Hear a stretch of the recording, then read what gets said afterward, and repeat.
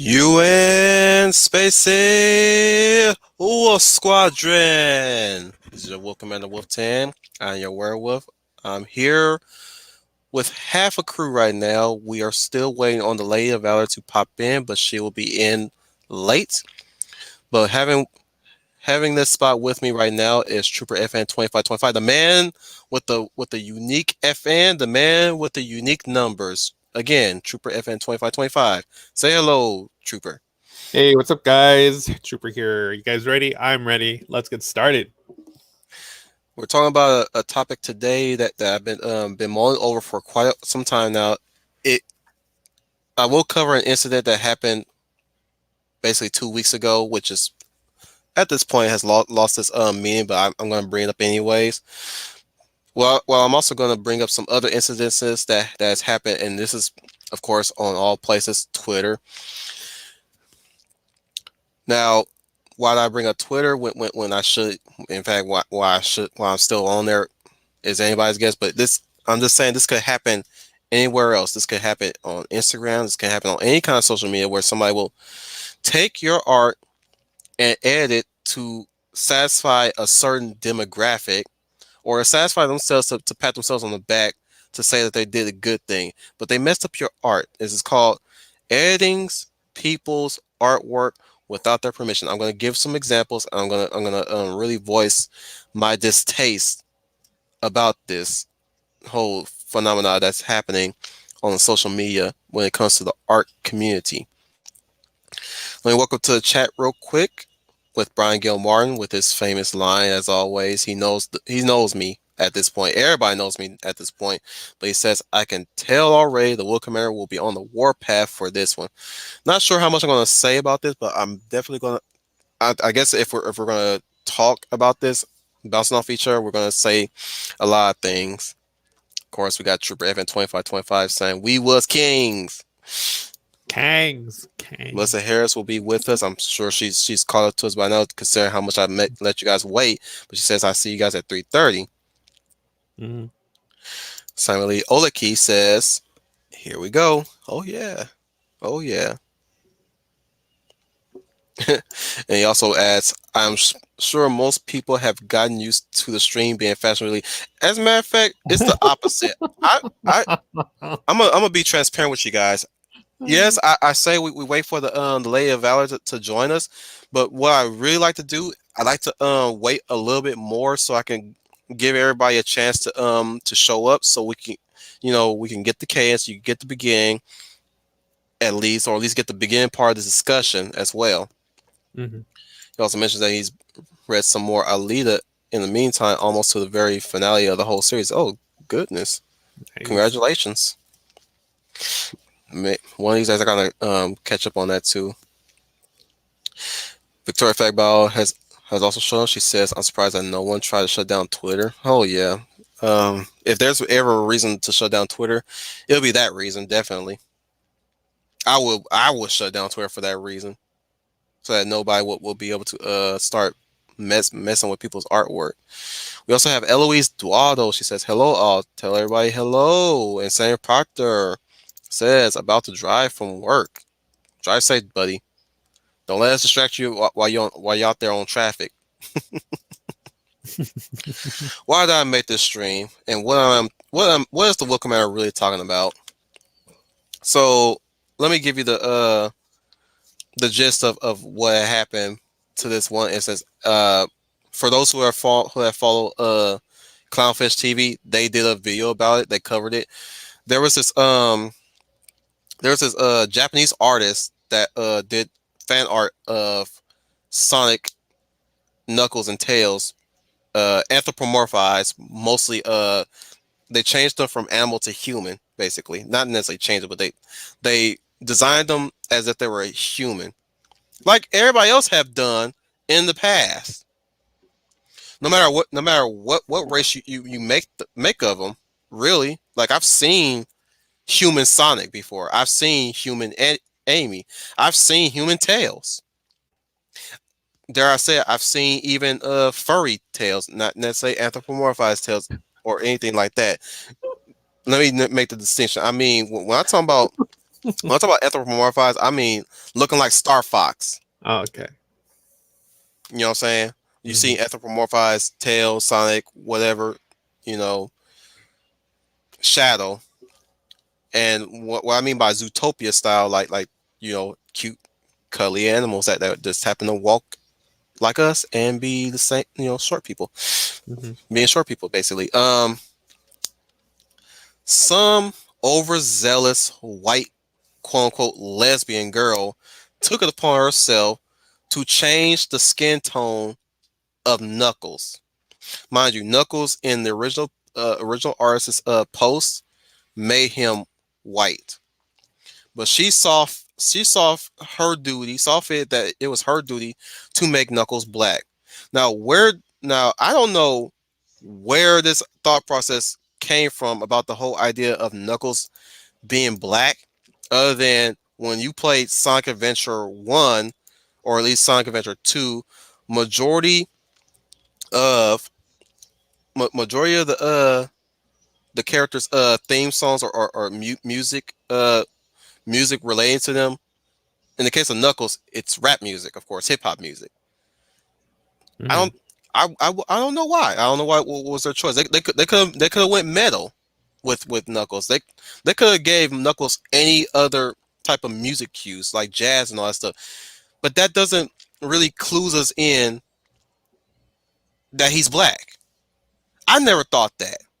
Yeah, I joked about it sometimes, but I never went out of my way to police anybody. Say, hey, Knuckles is black. Leave him alone. Knuckles is a brother. Nah, nah. Like the Japanese make what they want to make. They design them precisely how they choose to design them. You know. Other than that, like bottom line is, what gave you the right to take somebody's artwork to edit to your liking or what you thought was to everybody else's liking? What gave you that right? And then on top of that, the quote that she put within the post, and I'm gonna say this, is crass. There, I fixed your shit. I saw that. I went to the poster's picture, the white girls, and there was a lot of people that freaking slammed on her. The artist himself in question also blocked her, so she wasn't able to give a formal apology to that person, but she was able to give a quote unquote apology to the black community. It was that half-hearted. I'm sorry. I got into thinking I was going to do something great for the community. I didn't. I should have checked my privilege and all that that nonsense.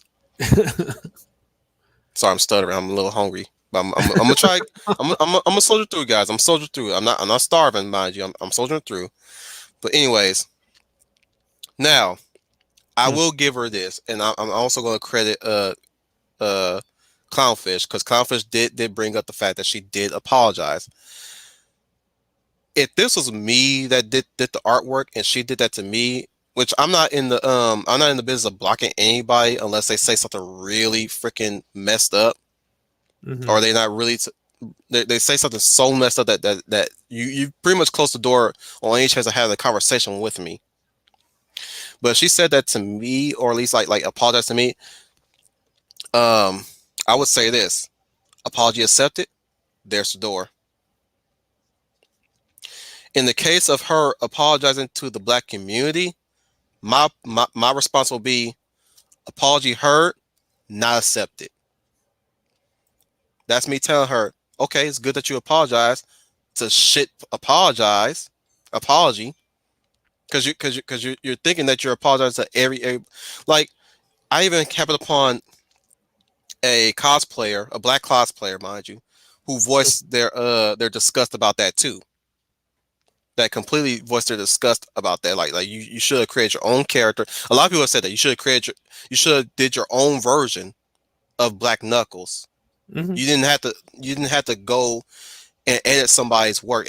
And he also said this is actually painting us in a bad light. Not only that, she actually tries to double down on what she said about fixing that person's shit, quote unquote, fixing that person's shit. I'm sorry. Unless you know somebody personally, know that person personally as a friend, you wouldn't say that shit publicly. Sorry guys, this is gonna be a PG-13 stream, so I'm gonna be swearing a lot. And apologies in advance for sound grave if she does pop in. Oops. Yeah, but yeah, what I'm saying is even if you knew that person, you would only say that in the DM. You would share that in the DM. There, I fixed your shit. If you're say Mhm. she tried to play off as, oh, I saying that as a joke. I'm like, but you don't know this person. This person is a stranger from where I'm seeing it from the outside. This person is a stranger to you. So why would you say something like that to somebody and you don't even know that person? You don't even know them personally. You didn't even tag their name into the post.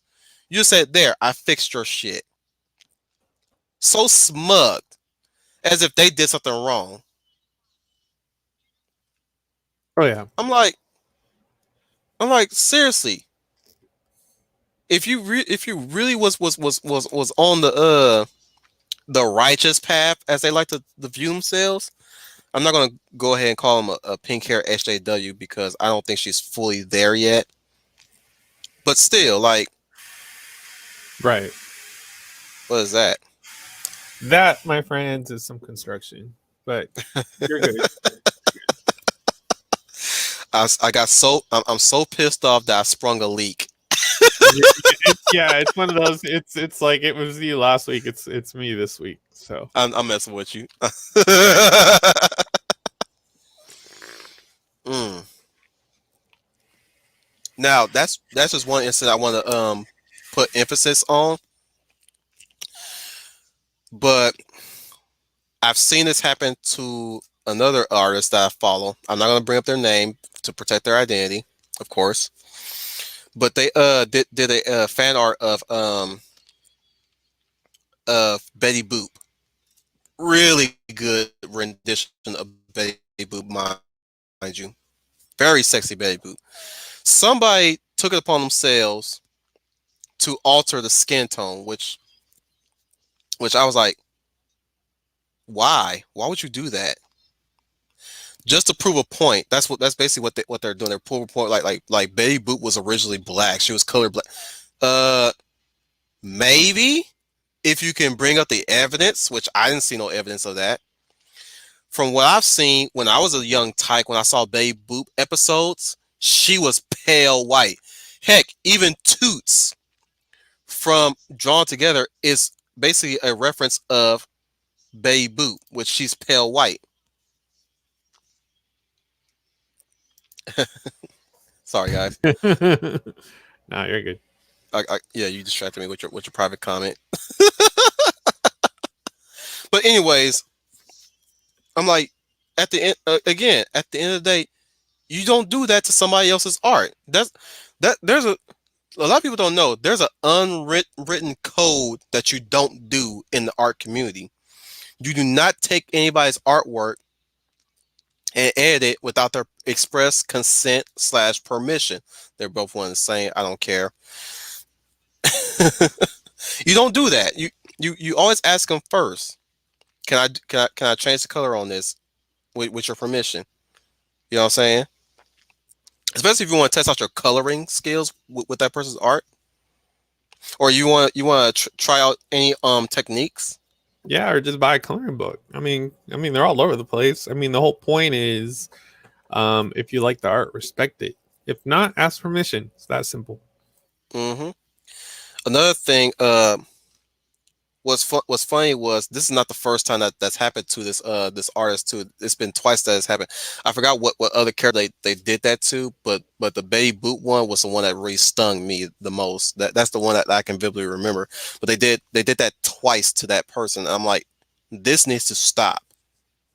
Completely stop, because I don't care what you think the character's skin color should look like. you're being a dictator. You're trying to dictate skin tones. You should be instead of doing that, you should be creating your own characters or creating your own rendition, which a lot of people I've seen have already done. And on that same token, nobody should be critiquing or at least like bad mouthing anybody for designing characters with different skin tones or different as a different culture. The Sailor Moon challenge, for example, when they try to bully a artist for designing Sailor Moon the way she did, Hmm. and they're or at least like any person that dares to design Sailor Moon as a white girl when she when they when truth be told it should be designed as a Japanese woman, right? Right. But that's not the original creator's intention. The original creator's intention has always been to design them not like a Japanese person, not to look like a Japanese person. They've always wanted the Japanese have a unique way of how they design characters in anime. Yeah, they do. They they never want them to look like themselves. They always want them to look like different characters. Right. So you would have some weird characters like black characters that have Japanese names, you know, or Indian characters that have Japanese names too. Or sometimes they'll have weird names for them, like in the case of Shaman King, Chaco, Mm-mm. Chaco Thunder, I think it was called. Y'all can probably remind me in the comments, but I never got a problem with never had a problem with the way how they name black characters in anime. I was like crack up because I never see that and think, oh, they're trying to be racist or they're trying to use an excuse to be racist. Like, no, never thought of that. I always look at it as they're referencing black exploitation in a way. Foxy Cleopatra or Foxy Jackie Brown, Foxy Brown, Right. Superfly, But see, that's cool stuff though, Dolomite. because Yeah. that kind of harkens to a genre that was very popular in the 70s. I mean, I even got copies of, Coffee, and I've got Uh, even Jackie Brown, which was like a modern black exploitation flick. And yep. I think I told you before, my dad was into Hot Potato and Black Samson because he really liked watching these dudes do their karate moves. Of course, with the Hmm. film being sped up a bit, to make it look, you know, to give it more quote aggressive speed. But I mean, Hmm. I mean, that's the big difference between doing that and taking someone's art to more or less push your agenda onto other people so that the echo Hmm. chamber can agree with you and be like, oh yeah, that character needed to be a different race. You need to go ahead and you need to have the Latinx with stumps, represented in your comic. So I always use the Latinx with stumps because I'm waiting for that one. I'm waiting for that one. They're called differently abled people, or different limbed. I'm like, okay. These idiots they make these names difficult where we always have They do. we've where we always kept it simple. Midget, stubby, amputee, Amputee. Yeah, there you uh uh wheels go. or paraplegic or disabled or stuff like that. Like I'm like, bruh, it's simple. It is simple. Was simple. I Yeah, mean, we're yeah, getting to the past point where tense. we're conflating language just to just make sure that we can make the other person sound misinformed, or be able to say, oh well, you lost the argument because you don't know what you're talking about. Yeah, it's like at this point, I think at some I'm trying to really like speculate as I'm like a scientist looking at the dinosaurs speculating. Uh, I'm trying to speculate on the origins of this thought process of political correctness. Like somebody just thought that sounds a bit. I don't know. I feel uncomfortable saying that to somebody. well, I So mean, you're gonna let me invent. Let me try to figure out find a way to invent a word for that. Well, I was going to say you're going to go down a rabbit hole trying to, trying to find the, etymology of Pincus Harris. It's like you're going to be, it's like that's a whole freaking week of research in and of itself to figure out where these weirdos got their ideology. By a year's worth of research. What I want to see is I want to see a successful SJW comic because I want to see how that'll work.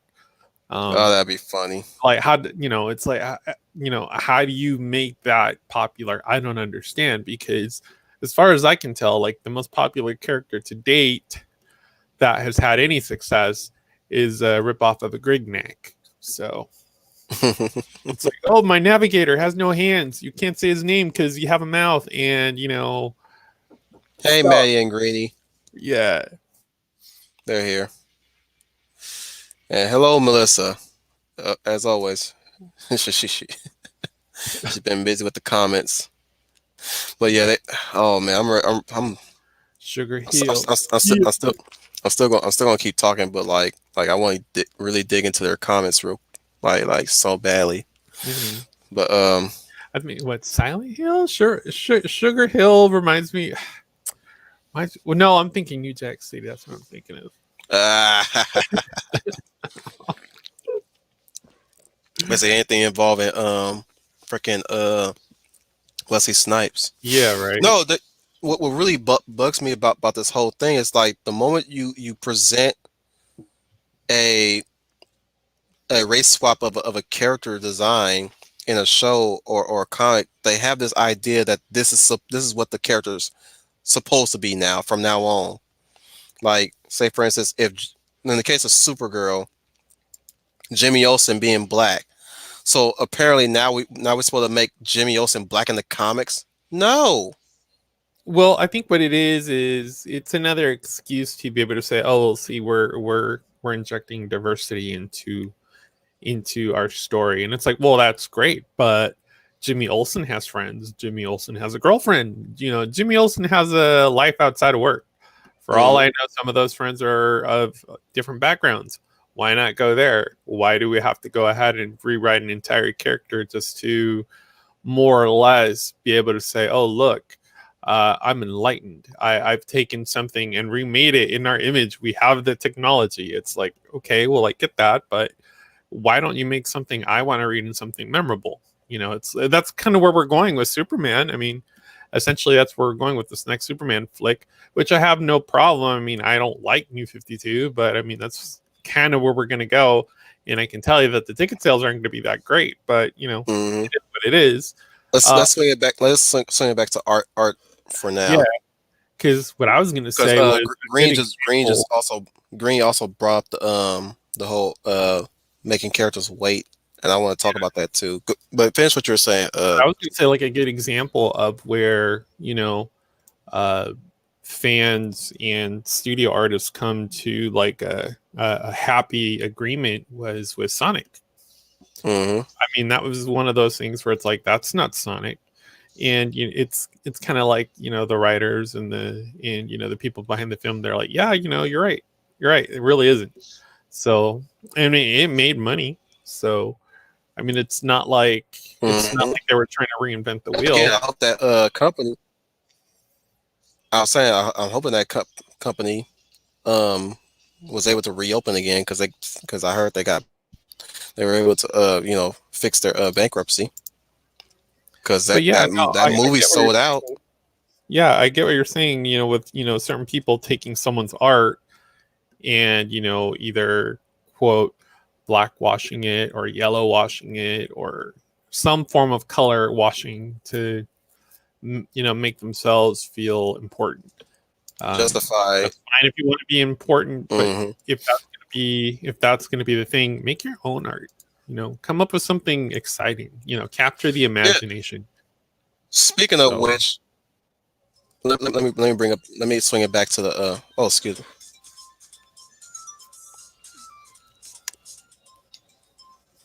Sorry no, no, if no. y'all Go hear ahead. my wife's phone in the background. Um, I look at the edit with the Snuckles edit.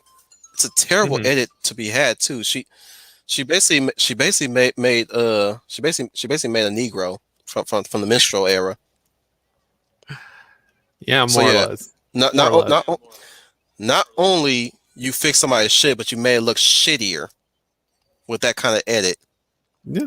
Yeah. I mean, I mean, it's an insult, but I mean, and that's where you do get fans that get upset because, I mean, these characters, for better or worse, do tend to encompass some good traits and qualities. I mean, that's why they love the I characters, or also else it would be following the characters.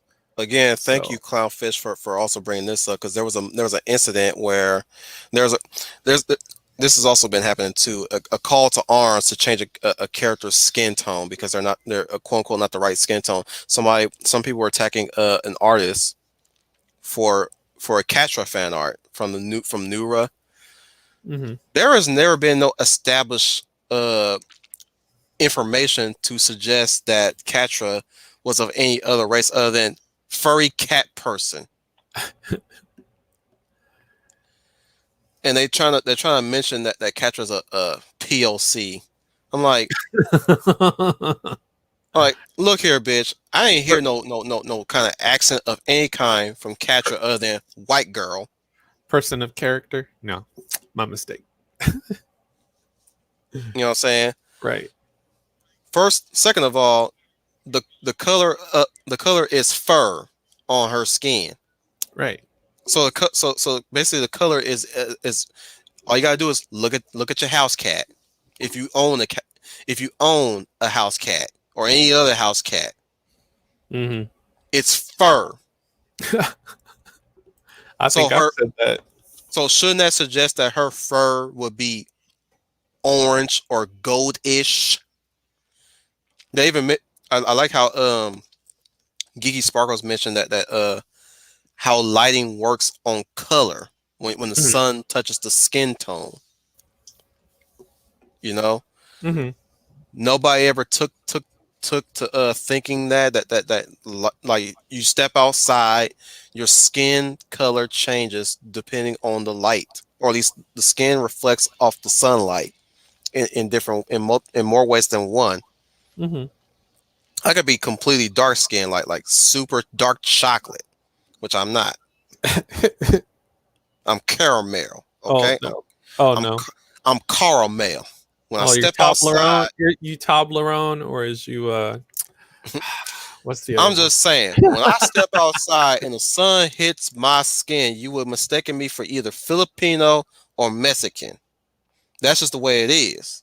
I can't stop that unless I go to the beach, Hmm. which I'm gonna take in all that sun. And I'm gonna come back looking like a looking baked. All right. Then I'll apparently will look my proper skin tone as they like to see me, as they want to see me. But other than that, like there's that incident, and I'm pretty sure I've seen a few other incidences where somebody literally attacked somebody for not quote unquote having the right skin tone or skin texture for certain characters. I'm like, and people will stay out saying, I'm still working on skin color with digital art. You gotta give me some time to practice Hmm. that. Oh, it's not good enough. Oh, that's an excuse. You're racist. You're excusing your race. I'm like, they just gave you a reason why they didn't nail the skin tone that they wanted. If anything, the skin tone that they did the character in was the intended skin tone, Hmm. mind you. But you should not be going after somebody for outright giving a skin tone to a character, thinking that they're whitewashing somebody. What they want to redesign the character in fan art, mind you, not an actual official concept work. You know what I'm saying? Yeah, What yeah, what they yeah. what they want to design? They want to experiment. It's not like they saw Tiana say, is Tiana from Princess and the Frog and say, Mhm. you know what? I think I prefer her being a white woman, and they decided to do fan art of her as a white woman. or they saw Tiana and said, you know what, I think I'd be more comfortable if she was a Chinese person, and they designed her to look Chinese. Well, I was gonna say non-binary. You know, a non-binary BIPOC. There you go. Whose man's is this? I think we're slowly becoming Agent Boomer and Troy Right. in a way. I Yeah, but think we. I don't have a beer in front of me, so This is why we need the Lady of Valor, so she can keep the boys in check. that's right. That's right. It's okay, guys. It's okay, guys. So let me talk about Cap. You better hope she don't catch that in the backwash if she don't It's show gonna be up. like Trooper in the corner. You're grounded. So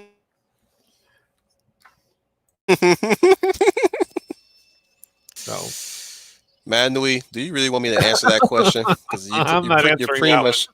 I one. mean, I've already explained it a few that's times. that's You got to he put it up. That's an acronym, dude. yeah. You gotta Urban Dictionary that stuff. They went woke a long time ago.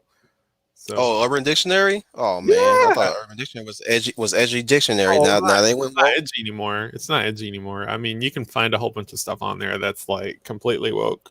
So, Just like Wikipedia. yeah. So, I mean, Oh goodness.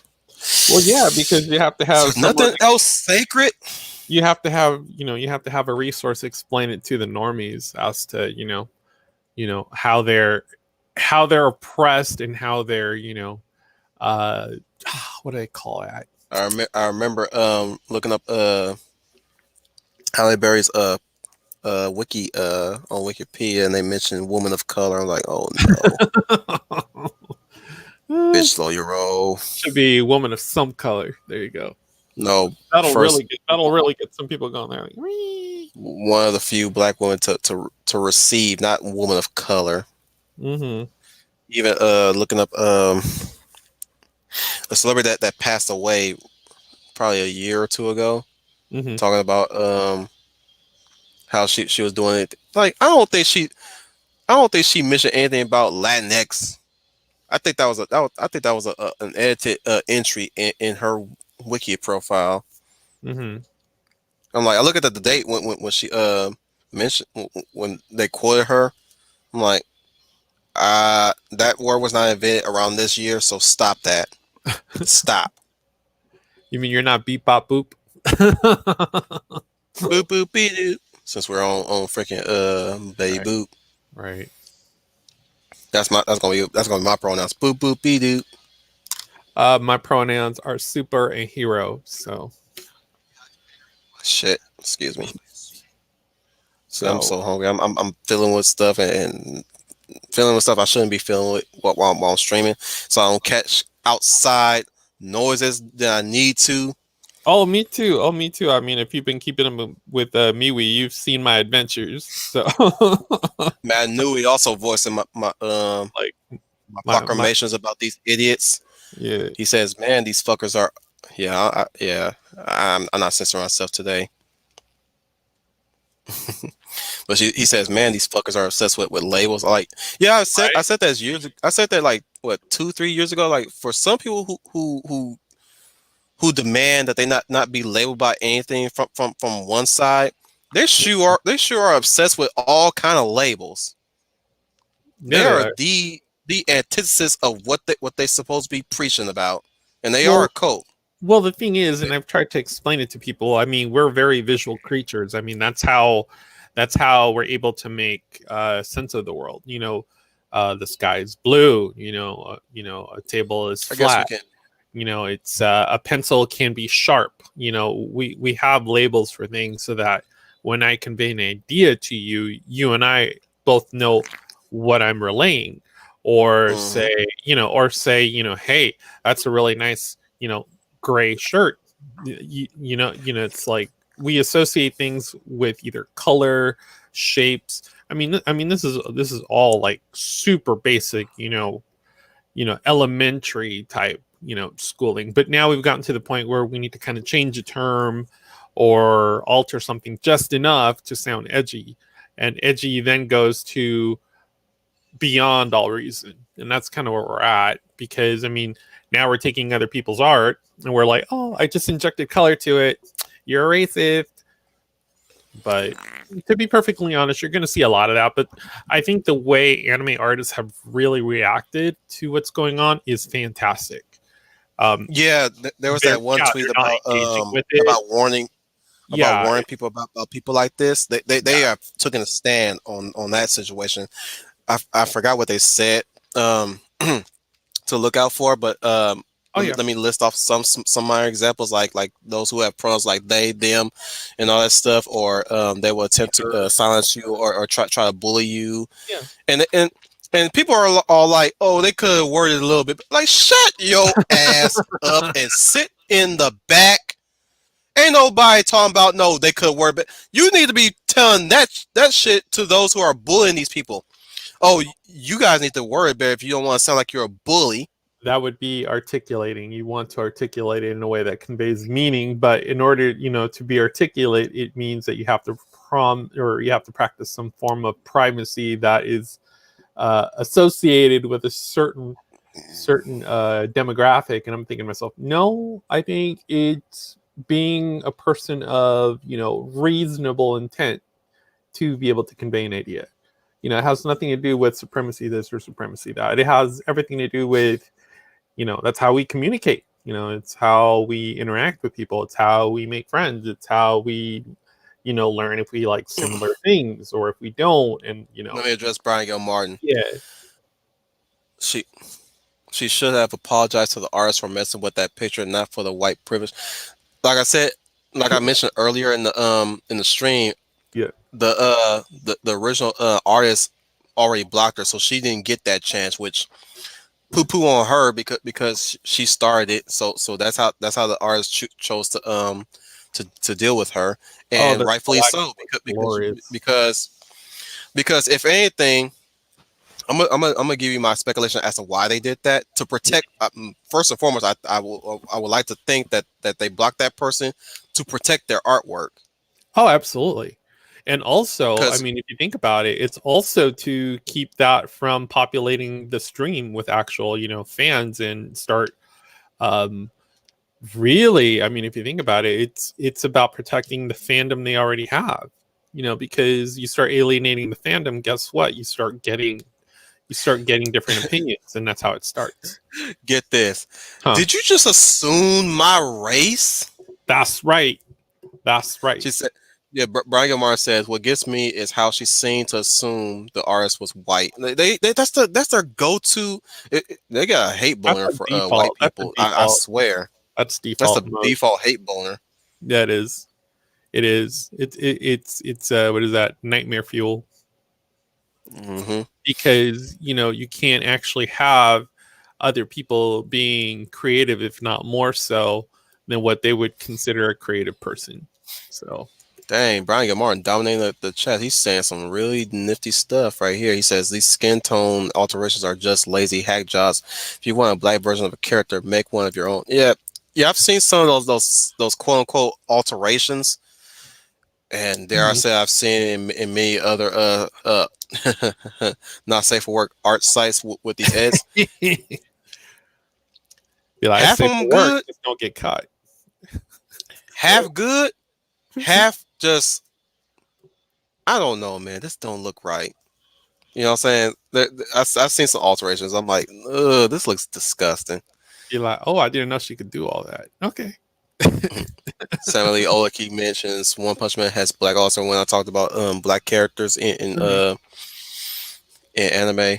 Yep. Of course, he also brings up Gungrave. Yes, definitely Bear Walking. Mhm. uh, You know what I haven't seen. I haven't seen and Elephant say Fly. like character. Well, I was gonna say I haven't seen like Luke Cage. Yellow Wash Sweet or whatever. Christmas. Sweet Christmas? Oh my gosh, it was so good when you said that in the series on Netflix. I was like, yup, Hmm. I love that's my bro. No, my favorite line of his, or at least from Pop, Yeah, yeah, forward always, and he always answered back, always forward. yep, yep. And it's true. It's true. It's very true. I mean, Stokes, I mean Miaya Stokes. Yeah, and that's what was really cool about that series. That's, I mean, it didn't try to be anything more than what it was, and it had Hmm. some really cool, compelling characters. I mean, it brought some big names into the show. I really would have loved Yeah. to have seen like subsequent seasons. I really would have. Hmm. So Unfortunately, we all know what happened yeah, to we the all know what Netflix. happened. Greeny says, if you're changing the skin color of someone else's OC, you're not fixing the art. Yeah, you're just injecting your arrogance into the art. Well, see, and like, okay, say like Machinima and stuff like that. You know, it's like we've seen Machinima done with games like WoW. There's nothing wrong with that. If anything, you're creating stories within that world that are almost more entertaining than some of the quest lines that they have in there, which are, you know, a bunch of fetch quests. But that's not necessarily, say, altering the art. That's what we would consider expanded universe, or what we would consider, you know, fanfic. You know, and there's nothing wrong with that. I mean, because it's going into a good place because you want more of that content, so you create more of that content. Let me But address Sandra Proctor real quick. yeah, yeah, go for it, because I'm reading those comments too. They're good comments. I'm glad you got home safe, dude. He says, it wouldn't bother me if I made fan art and someone took it and changed it. That's a given when you post anything on art. I would say on that same token, if somebody went about um, fixing your art, as in fixing something that was probably wrong with it, and you probably didn't have Hmm. the artistic capacity to fix it, that's one thing. What what we're definitely talking about is somebody actually fixing what was essentially somebody's finished work, which is basically finished Hmm. and intended work, and they altering it in such a way and having a pat and basically patting themselves on the back for it. Of course, he also brings up this too. This same talk, he says I will only have real problems with it if they claim it was their own or making money out of it. That's another thing I forgot to bring up Yeah, when we had this unwritten law in the art community. You don't profit off of other people's work unless you have collaborated with them, yeah, or at least you yeah, don't take somebody's work and try to make it your own. It's basically plagiarism. yeah. Or Let's you, just call it plagiarism. what ends up That happening is you give that them and credit. You give them credit somewhere in like the credit roll or any of that stuff. Yeah, you don't claim it as your own, because if you do, I mean, you get into issues. So oh well, yeah, that's like if I took one of your drawings and was like, "Oh, look, I made this." So, mm, like, I changed it. yeah. I added whiskers. I like her better as a feline. Yeah. So, Green to Brian Gilmore. She says, I know last year the art community was talking about one artist who had fixing art in their username, and their idea of fixing was making women overweight, darker skin, and hairy legs. See, that's another thing I hate too. oh, you don't like Is leg when they her? I like leg her. I can't stand when they put band-aids on them. I'm like, Oh, what the fuck kind of design choice is that? Putting yeah. band-aids on their arms and their legs and stuff. Like, what the fuck? I'm like, are you telling me this person gets hurt a lot? Are You're they like, an athletic person? Because I can see that if they're an athletic person, but majority of the time they make these characters that don't look athletic. well, no, I mean, they're supposed to be like, I don't know. They're Oh, supposed this to is. be kind of like Oh, the Sailor Moon body. Hang on, hang on, hang on, hang on. I know I know what you're trying to say, but I'm gonna let you finish. But Huh. no, I can't. No, no, they have a reason behind it. It's weird, dude. It's really weird. Is It it? says, "Oh, the band-aids are just to show the pain of depression that I go through, or the anxiety that Mm-mm. I go through in life. That's why this character has so much band-aids on them." Psh, I'm like, you're not married to your character though. you're not married to your character. Like, go outside, make some friends, get a real boyfriend. Not the little AI algorithm you can download for free. It's like, breathe Brian some fresh Gilmartin, air. the saying of Proctor says, not only that, but they're doing it without your permission and saying your original art was bad because it wasn't diverse enough. Well, yeah, I Let me mean, say there's that too again. much going It on. wasn't diverse enough. It Go wasn't. ahead. It wasn't. I'm still waiting for my Latinx, so or my Filipinx. or Womix. Or no, it's Wominks. Get it right. It's Mm-hmm. Womix. Wominks.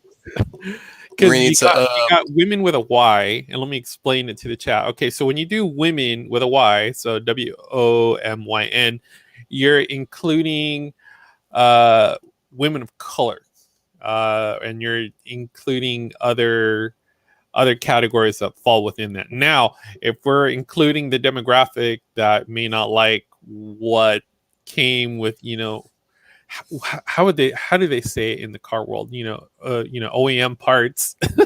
If you're the demographic that doesn't like your OEM parts, that's where they do WOMX, and that's Wominks. So, oh wow, that flew over my head. By the way, well, yeah, you got to include a whole bunch of people now. Females aren't just women. uh, yeah, Greeny to Brian G. Martin says diversity. I don't think they know what that means. It seems like it's just an excuse to complain more. If diversity is being used as a selling point, the actual product, I'm pretty sure she has yep, right here. Mhm. Says At is best. met at best and downright terrible at worst. Right, I like right. Matt New's comment. He says, honestly, the whole use of the word fix just reeks of arrogance. They flat out insinuating the previous art is inferior. Well, they're insinuating that it's broken in some way, shape, or form, or unfinished. Most art will never be completely finished because the actual artist will always find something they don't like, and they'll go over it and over it and over it and over it again. So it's not fixed as much as I would say I've altered. That to me makes more sense. I altered your art. It's like, okay, well, it's not going to sell, and I'm going to hit you with a copyright. So get off my Oh, no, Twitter. no. Let me do this real quick. She said, Green says, my dog has reddish brown fur with black face. She's Pekingese. She's Blackanese. She's black and neat.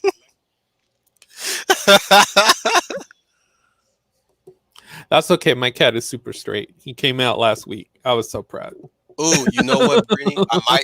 You know something? I might try that next month. Huh. I might try mermaid next month. Don't hold Mermaid. me against. Don't hold me to that though. That key word, might. Well, if you're going to do that, then you're also going to have to watch Aquaman, and you're going to have to celebrate Amber Heard as Mira if you're going to do Mermaid. You have to. You have to include her. Sorry, part there about me talking us about the Wikipedia and Urban Dictionary says, which is why we should also have physical encyclopedias. They can't change that. I still keep two physical copies of a dictionary. Yeah, that's why they're. Before 2017. Yeah, that's still pretty decent. I mean, we can go far back as 2008, but I mean, Well, the, the, the, the whole I got 2010 edition actually. oh, that's not bad. That's still pretty decent. That's when all Mm-hmm. that PC stuff was just starting. So Mm-hmm. I mean, it was always So off the around, cuffs. but it wasn't until say like what 2006 or so that it started kind of creeping around. So, but it was still fringe. It's like it's one of those things. Well, oh, that's not politically correct, and it's like, well, politically correct how? I'm making a point. Oh well, you're not supposed to use those words, and it's like this is before we started calling them Karens. At that point, they were still busybodies. You know, it's like get your nose from out of my pants. It's I have an opinion. I voiced my opinion. If you don't like it, there's a door, and don't let the doorknob hit you on the way out. And it's like you used to be able to talk to those people like that. Now it's like you do that. Now they get and it's to the point where you don't want to offend anyone. It's like nah. It's like we got to go back. We got to go back to being reasonably offensive. And by reasonably offensive, we mean being able to say it in the simplest form possible so that they can actually get the point. It's not talking to them like they're a 5-year-old because if you do that, they get upset. So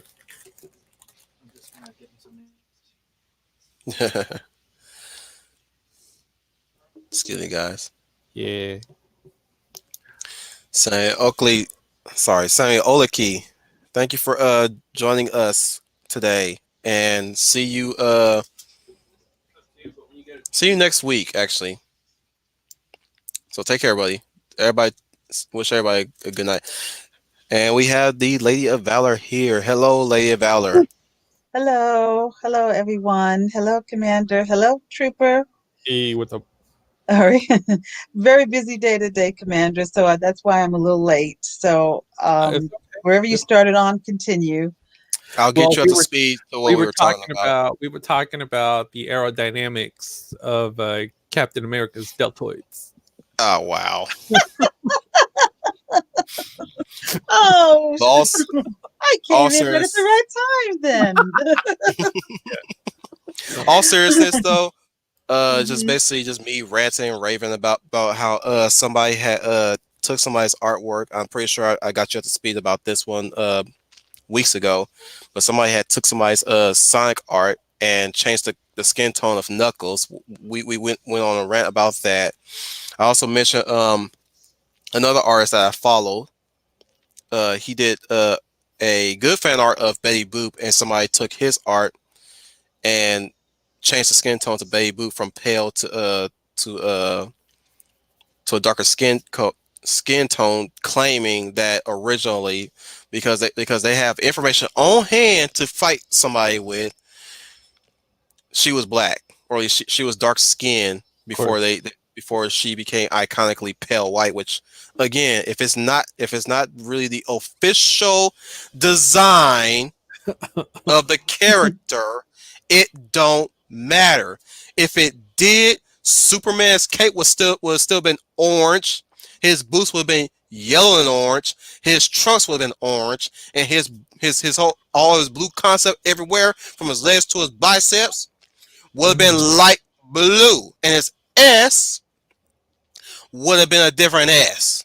If original concept art really mattered. That Mm. is not the official concept for the character. Alright? Let me repeat. If it did matter, Batman's gloves would have stayed purple. For, even in the animated series, it would have stayed purple. His ears would have been way longer. His nose would have been pointed like a damn crow. Sorry, Leia, just letting you know this is a PG-13 stream, so I'm pissed. Mm-mm. It's okay. I'm a big girl. Go right ahead. Of course you are. Yep. Of course you are. If it did matter, Shadow the Hedgehog would not have that white tuft on his chest. And he would have had eyeless, pupilless eyes. True. Don't give me that crap about what used to be back then, and then you're trying to make a point about making it the official, trying to make it seem like you want to please everybody to make it look the way you think should have been right because that was the original design. If Babe Boot was designed that way, it don't matter. That was the key word. Was. That is not official. Officially, Betty Boop is black and white. That is how she is, and that's how she's going to stay. Hmm. Don't matter what you saw way back when. And again, if original concept art mattered, Rebecca's Sugar's original design for Onyx would look the way that did. Alright? So don't give me that. If you really want to get on that train, if we really want to ride that train, Onyx should look like a minstrel black woman in a fur coat. If you really cared Mm-mm. about what was originally intended design, that was old art design. All right, and Was not to put Greeny on the spot. If the Final Fantasy characters looked the way they did originally, then we would have saw fit that they did look the way they did. Barrett looked totally different before his original design his official design came about. So are we to say he's supposed to look, bruh? If I had to pull up Barrett and saw what they intended him to look like, I'm like, you know what? I'm glad that the official work they reworked him. You know what I'm saying? It's called a reworking, dumbass. Mm-mm. Of course, Mm-mm. it's not going to look the way it originally looked. It's a reworking. Hell, if we want to bring Disney into the mix, they would have kept Coco. And by Coco, I mean the Black Centaur in in the Greek mythology Fantasia segment. If it really mattered to you, but oh no, we don't want to talk about that. Nobody want to talk about that. Nobody, nada, right? If it really mattered, Ursula would not look like her thick self like she did in The Little Mermaid. For those of you in the back who did not know, Ursula was originally looking like a manta ray before that concept went to evil manta in the 90s cartoon. She was beautiful, skinny, and sexy, but they made her like Divine from Pink Flamingos. Alright? And she still looked good. As a matter of fact, she my favorite character in that movie. I don't know what y'all thinking about. Y'all running around running behind a 16-year-old mermaid. Y'all need to get on some MILF tentacle mama. Really, that's interesting. I'm just That's saying. interesting. I'm just saying. Ursula is a great villainess. I have to agree with you. She's a great villainess. I have to agree with you in that. And I always said she was quite seductive. She was large, but she was quite seductive in And getting what she voluptuous. wanted. Yeah, Mm-hmm. I yeah. mean, bruh, how memorable is you got your looks, your charm, and don't forget about the importance of body language. Ha! That's right, Sarah Proctor. Poor unfortunate souls in pain, in need. This one longing to get the girl. This one to be thinner. Do I help them? Yes, I could. Hey, Oh, shut up, man. Shut up. No, I Yes, agree. yes, man. She's There was a Little Mermaid animated series. I was gonna bring that up on Tuesday, but we didn't have enough time. Trooper took up too much of the time. I kid. He ain't bad for doing that. We all love how Schooner talks. We love how no. he brings up points. He everybody. We lost Leia Plus. I hey. should be back. She'll be back. No, There's again. nothing wrong with monologuing like a supervillain from the 19th century.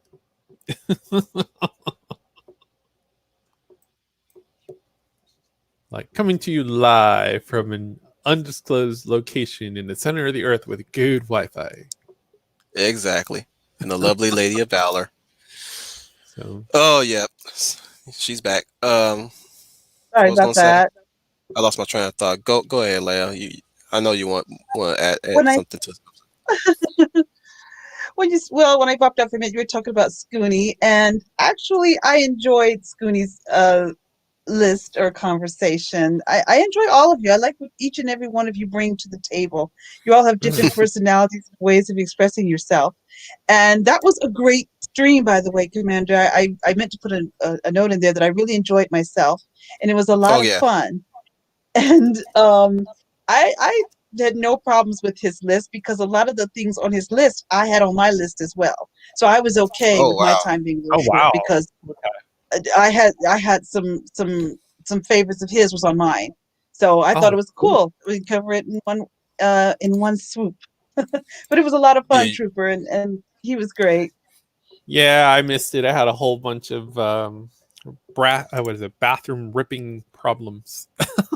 Hmm. Understandable. Hmm. Understandable. Oh, Like I said, I was crazy. busy today. So Yeah, I was very busy today. So I could understand. It's yeah. perfectly understandable. But we thought about doing a part two Oh, I'd be because Yeah. there down was for still yeah, we thought about it's up to the commander. I suggested that we do a part two because that's a lot of territory to cover.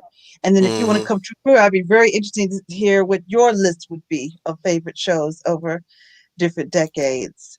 Oh, So I there's absolutely, hear absolutely. I hear sweat falling from his face. really no, I'm sure he has a very interesting list. It would be interesting to hear from everyone. And Commander, we get a chance to finish to hear from yours. Hmm. So I don't I'll tell you you'll what. be able Next to listen. time when we do it, I'll start first and I'll get my list out of the way because I the really the really point I want to make right now is the fact that the reason why I did that so I can introduce people to shows that they never heard about or probably saw of but probably don't remember. Mm, and okay. and this is just me being a time capsule of shows that I have freaking categorized or at least what's that word? Yeah, let's go categorized in my brain that I want to speak about. Hmm. And oh, didn't know we lost her. No, Welcome no. back. Yeah, Rick, sorry about that. I'm gonna take my laptop out of the kitchen. I'm in the kitchen, so I'm gonna move this. Maybe this was causing me to go out a little bit. I'm Yeah, gonna take it out of my bit. But continue. Let's go on. I think I should have it yeah, in. yeah. I was gonna say like the whole point of the enjoying shows that we love is the fact that I wanted to bring up shows that people probably didn't even know existed, let Hmm. alone probably knew existed, but probably forgot because they were children and it was fleeting when they saw it. Pretty Hmm. much. Oh, stop, Hold, stop. Mm-mm. hold, Like hold that. yeah, one thing I wanted to bring up was like Ninja Turtle clones that Oh, we didn't wow. really get that I was going to get around to talking about. Like I put that in its own section, Ninja Turtle clones. So you had your Sunstone protectors, which was Hmm. treasure trolls that were superheroes. Oh, It wow. That's like way, way back. that's back 90s, way back 90s, not 90s. But yeah, like they introduced the toys first, and boy were they butt ugly. Mm-mm. I have Yeah, never heard of that show, so that'll be very interesting. Ninja Turtle but you are clones. yeah but you guys are familiar with treasure trolls before we got the trolls edition from DreamWorks, right? Was it DreamWorks Yeah, yeah, that yeah. did the trolls movie? Yeah. So Yes. yeah, treasure trolls was a thing for a while when you they used to I think they used to spark when you move their arm or something. No, that was sunstone protectors actually. Yeah, stone protectors. Stone protectors. When you move their arm, you click their arm. Their jewels will There was blink. there was a movie. Now that you're like sparking my interest on some of the stuff, there was a movie, and I'm gonna see if I'm gonna, if I find it on Amazon Prime. But it was like kangaroo superheroes, I think, and each one kind of like embodied Wars an of Virtue. element. Yeah, so I'm gonna have to watch that now. Yep, that's Wars of Virtue. They have a sequel that came out in 2012, I think. I What? didn't get that. I didn't get that far into it because they took too long to get back into to the world of the Ruse as Hmm. they're called in the movie Ruse, Hmm. or at least the Warriors. They took too long to get there, so I was like, ah. Me and my friend's wife was watching it one time, and I was like, you know what? This is getting boring because they're taking way too long to get to the Warriors, and Hmm. I'm not about to be like sitting here waiting to be disappointed in seeing how they either designed the what design they went with the rules and how the story's going to keep going. Hmm. So I was like, yeah, never mind. Put it out of my memory. I might revisit it though. Now that I think about it, I might revisit it because I was shocked to know that they did a sequel to Wars of Virtue and they Oh, didn't I last was on shocked Netflix that too there long. even was a sequel. Like Hmm. I didn't think it was sequel worthy, but I thought it was a kind of. I thought it was a fun. I I thought it want was the a fun toys. concept. Yeah, yeah, I I want those. really want those toys Yeah. so bad, especially Lie, the one with the stick. Hey, I Who was was saving up my quarters for like Thundercats and like begging my mom to get me like some Yeah, I remember Thundercats. their names too. There was Lai, the one with the stick, Yeah. uh Sun, the Mhm. female Yep. Yep. with the short sword. Uh Ooh, I said I remember it, but I'm blanking. Chi, the metal, the one that can't speak, that has the ring. Mhm. Yeah, he was cool. Uh, I think there was Yi, the one with the fire whip, and the leader who was the elements of water. I think his name was Yar or Lar. I think. The Let's when in see. doubt, wiki. Like Yun, Yi, Chi, Sun. Yun, yeah, Yun, Yeah, Yun. yeah, Yun was the leader. Yep. You wiki did, didn't you? Well, I had to. I had to. Like I gotta have info from my people. So There you go. so Have you seen that one, Leia plus size? I have not seen that one, but as you talk, I think about in the early part of the 90s how a lot of cartoons and toys they had a tie-in. So the mhm. show would advertise the cartoons. So when I hear you guys talk about the toys you wanted, most likely it was based on a cartoon and it was supposed to tie in together. Oh Yeah, my and goodness, So I was that that's makes thinking about a lot really of how those it was. shows. That's how Yes. a lot of Mhm. those films got made because I mean it was like literally like one big 90-minute advertisement for toys. I mean, I, gosh, they were doing that in the 80s with cartoons, and then by the 90s we got to the point where it was films. So, like, yeah, like looking at it, it was in 97, so it oh was like yeah. right after Mortal Kombat. So, so that makes sense because Oh yeah, everybody was on that absolutely. Mortal Kombat huh? kick. Yeah, Dot Matrix from reboot voice Sun. yeah. Dun, dun, I just dun, found dun, that out. dun, dun, dun, dun. Hey, you know what? I saw someone started doing a review on Mortal Kombat, so I'll just have to keep an eye out on that because I'm not going to watch the film or anything like that. But Mm-mm. now there's no Oh, point. getting back to Ninja Turtle clones, there was also creepy crawls goop manuals from a cartoon that was based around that easy bake oven spit for boys creepy crawlers. Oh no, I Yeah, never wanted an easy bake oven Did for I boys. jog some memories there when I said that? That sparked some dark memories. What Here you about you, go, Leia? boys. You guys want you got I go I ahead. don't know anybody, any guys I knew that had that. My memory was Creepy thinking about how crawlers. many creepy callers, yes, but an easy bake oven for boys. Sorry about all the That's political basically correct people up there. Well, Oh, I that's mean, what you thought creepy. yeah, that's basically what creepy crawls was to me when I saw it. well, Like I mean, first the, first first in order they advertised uh-huh. easy bake oven, which my cousin had one when we used to live a street away from each other, at least Hmm. across the street from each other, at least. But like she had that, and then they launched creepy crawls. I was like, oh, that's easy bake oven for boys, then, because Well, you we know don't what care was about big? we don't care Nickelodeon about was eating. We care big, about and then who we don't care Mm-mm. about eating that much.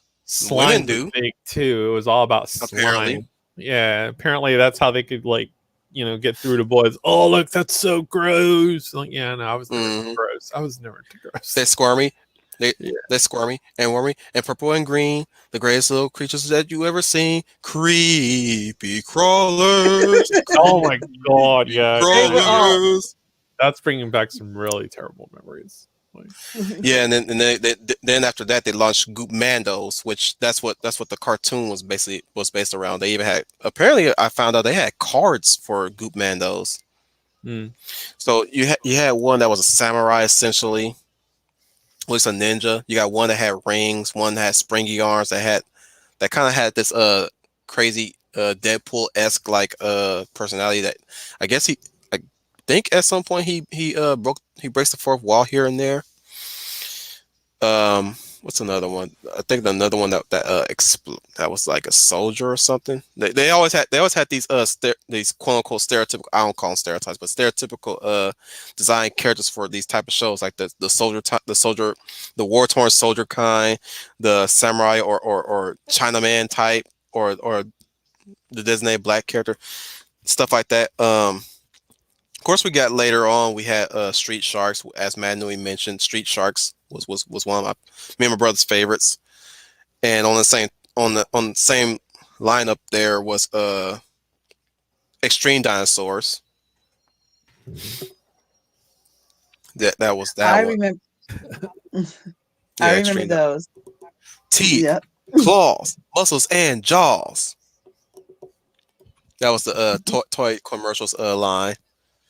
Um, I just remember the theme song, Extreme, Extreme, Extreme Dinosaurs. Of course, you had good Disney content too on Channel 9, where we had Cowboys and Moo Mess. So that I wouldn't put them on Ninja Turtles category, but they were like I put them on a level of DuckTales clones, like Cowboys and Moo Mesa. There was not Peer there was Peter Pan and the Pirates also.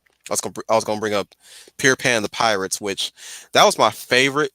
I actually prefer Peter Pan and the Pirates more so than the Disney movie. True story. Mm. But the only reason why I like that show because there was an episode where Peter Pan actually grew up, and there's actually a consequence. There's actually a consequence to why there's a reason why he don't grow up, which was an interesting concept. If he grew up, Neverland will fade. Like the Mm. magic of Neverland will fade because apparently Neverland is held up by I guess his imagination or just basically solely by himself. But if he starts growing up, he starts forgetting Neverland, and Neverland starts to fade. Hmm. That was an interesting concept, and of course we saw it like through Tinkerbell dying, I'm gonna have literally to watch. dying. I'm gonna have to watch Neverland. Not Neverland Ranch, but Neverland. So Yeah, fuck that. they No. searched me. I'm like, I bet they did. No, but like yeah, I always love Peter Pan and the Pirates, especially that opening theme song. Bum, bum, bum, bum. That's back when they used fanfare like music for all their '90s songs, like Pirates of Dark Water. Hmm. I was gonna bring that one up. Well, Anybody remember that Pirates of Dark Water? except for Disney, because I was going to say that's when Disney was Disney and knew who their identity was. So that's why I Hmm. made it so cool. Oh Pirates yeah, was What that Disney or was properties? that ABC? What properties Pirates did they was own? Because Hanna I mean, Barbera. Pirates oh, of Dark okay, Water was Hanna Oh, okay. Barbera. okay. Because like they've gotten Yeah. bigger. Like I remember what. Well, see, that's the thing. Like I don't. I'd have to like actually sit there and research and look. But I mean, as far as I remember, I mean, Disney has always had like one of its television, which is what ABC. So I mean, Whoops. Hmm. Let me correct myself. The sequel came out in 2002 for Wars of Virtue. Wow, oh, that long. ow, that's far back. Well, you know what? It might actually still be good then because Hmm. that was I might before have the to give it CP another thing. look. Yeah, I'm. You know what? That might be like Oh, a culture fortress type thing. ah, You might have what to you call bring it? that up and be like, "Yeah, no, my boy Trooper said." I'm looking at the cover and I'm being a bit disheartened. It looks like there's nothing but humans on it. What am I looking at? I don't think this is it. There's too many humans here. Where are the rules? Mm-mm. Oh wait, I'm reading the synopsis. Okay. Yeah. Mm-mm. Okay. I'm going to have to watch this with extreme caution. Oh goodness. Not that the Oh first movie goodness. was any good itself, but still, Mm. like the sequel seems from the synopsis, sounds like it's Mm. trying to disassociate itself from the storyline of that. Like, really, dude? Come on. Mm. One thing I liked about one thing I do liked about Wars of Virtue, kid was slightly disabled. He had a bummed up knee. I like Mm. that little trait. Chris P is in the house. Hello, Chris P. But he also says, "I remember Pirates of Dark Water. Did that show ever have an official ending? No, it didn't. No, it did. I think it was canceled. It was canceled Cliffhanger. mid-season. Yeah, so it was left at the network did not bring it back, as far as I think I I think remember they reading. stopped when Ren had just about just about most of the treasures and restored most of his kingdom. And I think that's where he stopped. Right. Maybe I could be wrong, but I do remember the episode where they got one of the treasures, which is a treasure in the eyes of this little creature, and they used him to restore most of the kingdom. So Dark Water, I think what they were going to do was start bringing out the origins of Dark Water too, if had they continued. Which looking back at it, I'm kind of on the fence on that one. Kind of on the fence on that. Like, I don't think we need an origins for Dark Water. Dark Water just is. It just exists. I don't think we need a proper or Mm-mm. like Oh now goodness. now if they say Aku what's the origins of Dark Water, like, oh hell yeah. Mm-mm. I can live with that. Mm-mm. There's a theory there's a theory that a lot of people bring up from Primal. I don't know if any of you guys watched Primal yet or how far you got into it, but in short, they bring up Aku about it. They think that that Aku might be Primal might be in the same universe as Samurai Jack. Extra Oh my thick. goodness, Samurai Jack. That's a whole other world. Hmm. Like this is really turning into Culture Fortress. Yep. That's funny. I'm Brian, go I'm for it. actually like I'm Extra in thick. 1 hour and I only said like so much I could have said about the topic at hand. Might as well Mm. switch it to the fun talk, I guess. Well, it's always some pink her trying to make it. Yeah, sure. It's basically pink hairs just thinking that they can do whatever the fuck they want in the damn internet, while at the same time trying to bully us and trying to make themselves look righteous. Bullying is not a righteous move, you dipshits. You Well, are yeah. dealing, yeah, you are dealing with, as we talked about on Tuesday, this crazy cult of cancel culture, which is Of getting crazy. ridiculous. Yeah. Yeah, it is getting ridiculous. It's what I'm saying, and I just vowed to myself, they are not gonna suck me under with a lot of their Mm. ridiculous crap. I am not gonna They're be welcome to bullied by try. them. Oh, they can try, but they're not gonna succeed. I don't care what they do. They are not gonna pull me under into this ridiculous crap that From what I've been hearing of about your people. stories with your peers, my Yes, goodness, yes. I've Mm-mm. it's been an uphill battle. It has been. they've been With some trying of to my brainwash you, saying like you gotta like it. You're black though. You gotta like it. kids. No. You're not black Yes, enough. Come on. Even Idris Elba ain't black enough anymore. I I was like, heard. what? I was like, I how heard. is that? I'm like, homebro is like the most bro dude I know. I'm like, I don't even this is call him black. getting I call him weird. British. I'm But like, this is even getting then, weird. he's I'm like he's British. Of course he ain't black. Well, I mean, it's kind of like a difference between Chinese and Hong Kong Chinese. Gosh, there was this one Asian actress, and she never like blew up here, but she was like gorgeous, right? She always ended up being in these films. So like she's in like the first Spider-Man film, and she's like the scientist who's taking like the kids around the spider exhibit, right? And Oh then yeah, she's that Hmm. lady. also Yeah.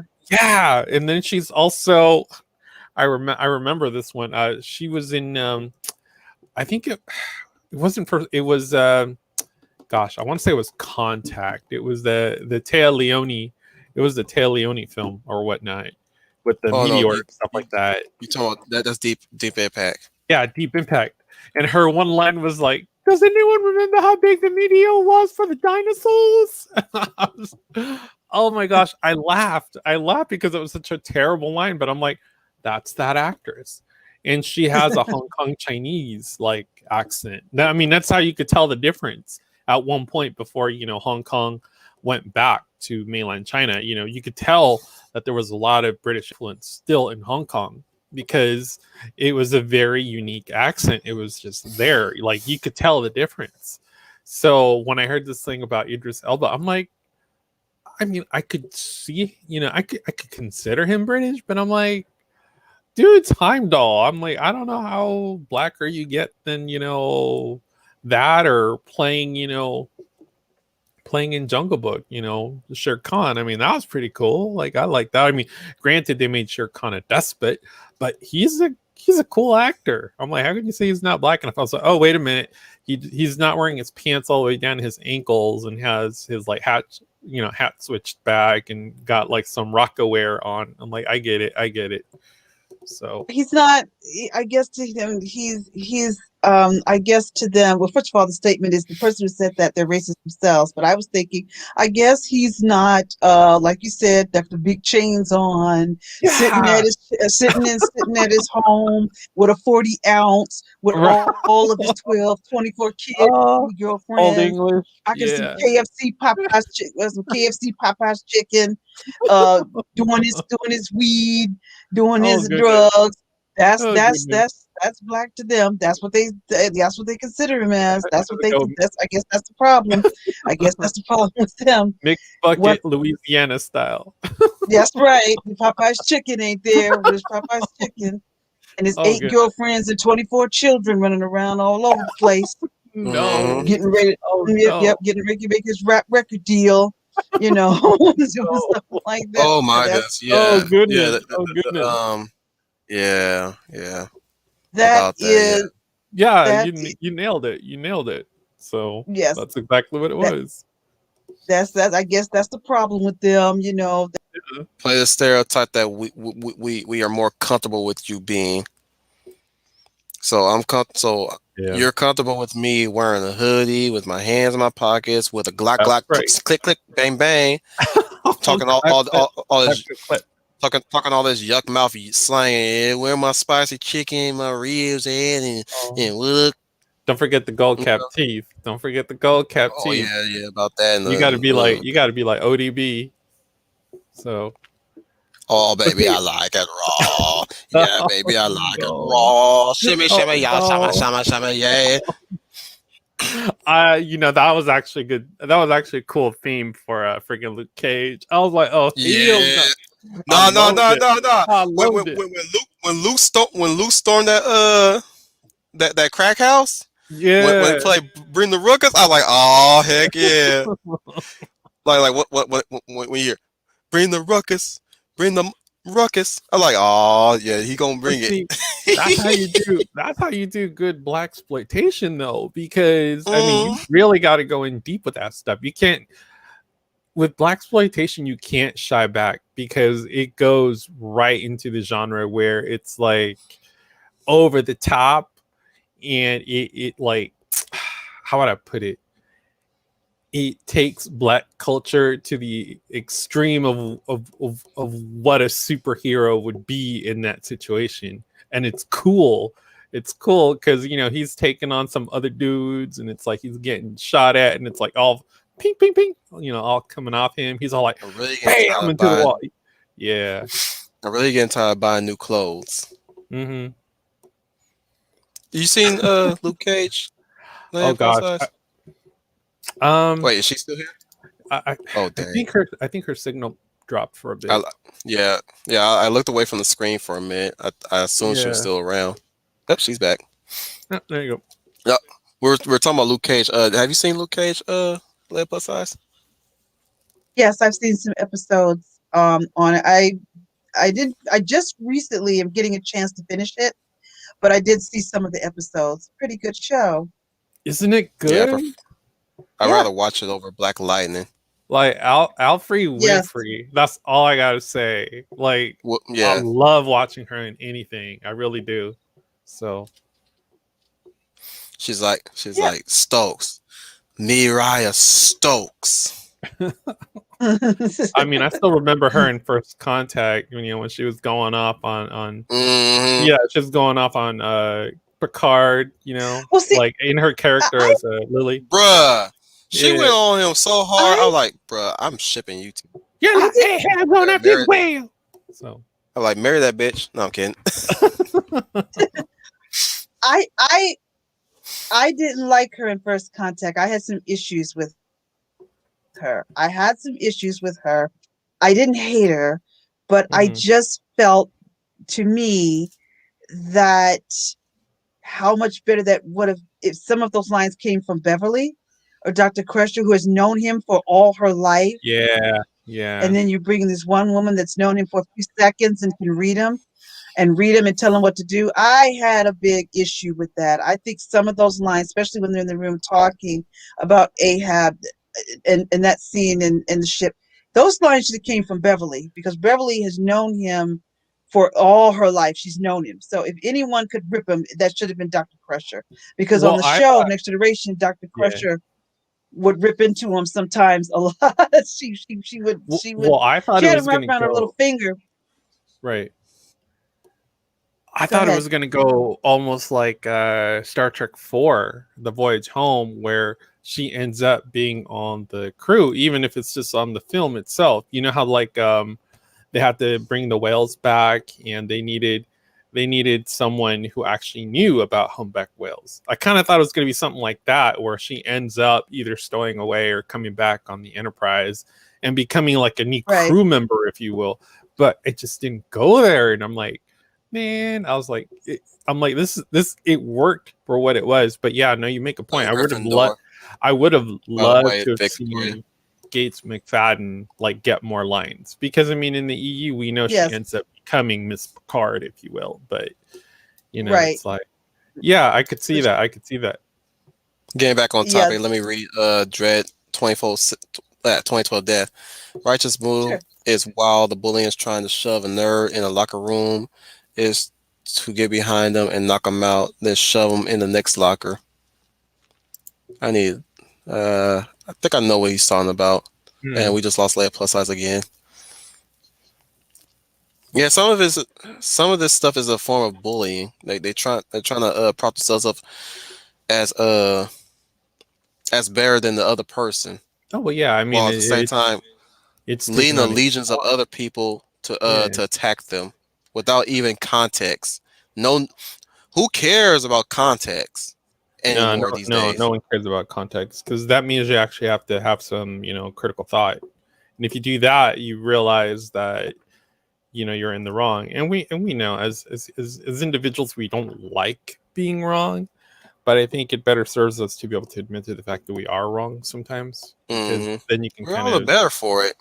well, yeah, but at the same time, I mean, you can not learn, but you can appreciate how to be a humble person, and that it takes Hmm. a lot more to be a humble person than to be an arrogant person sometimes.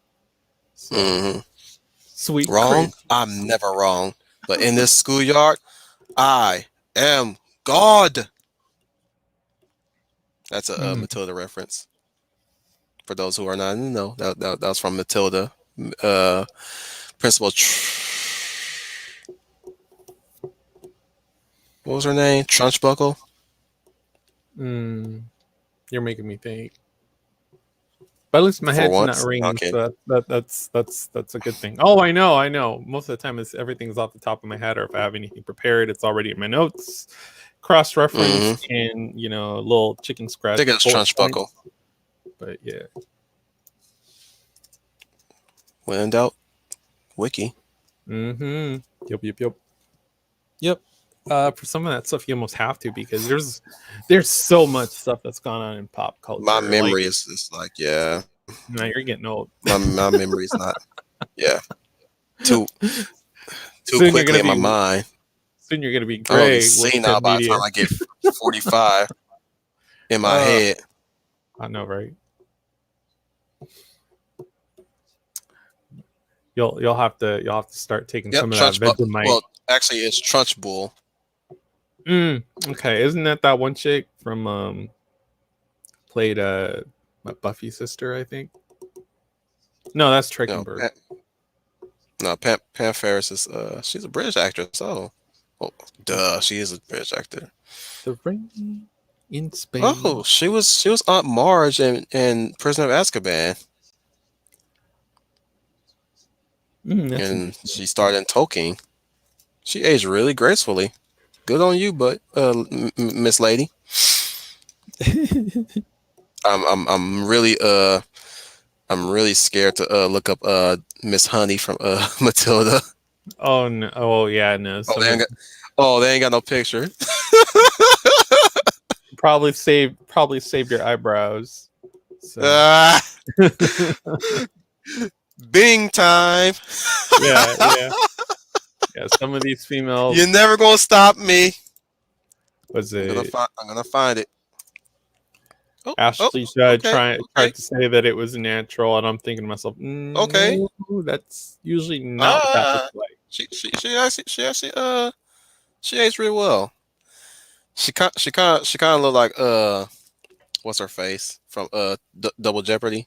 Hmm. What's her face? What's her face? Oh, Leia Plus is back. Sorry, Okay. Sorry about that, fellas. we're talking about actresses from Matilda. The Matilda. Yeah, old I school, was commenting that Trunchbull aged really well, yeah, and Miss Honey actually aged very well. Is yep. that the movie? Is that the little girl? Yeah, no. Mara Wilson is the Mara Wilson aged really well. Hmm. I was Who was? shocked when I saw her in Nostalgia Critic. I like, yeah, Mara Wilson was Matilda. Miss Honey was the good teacher, and Trunchbull was the cruel principal. Oh, okay. All right.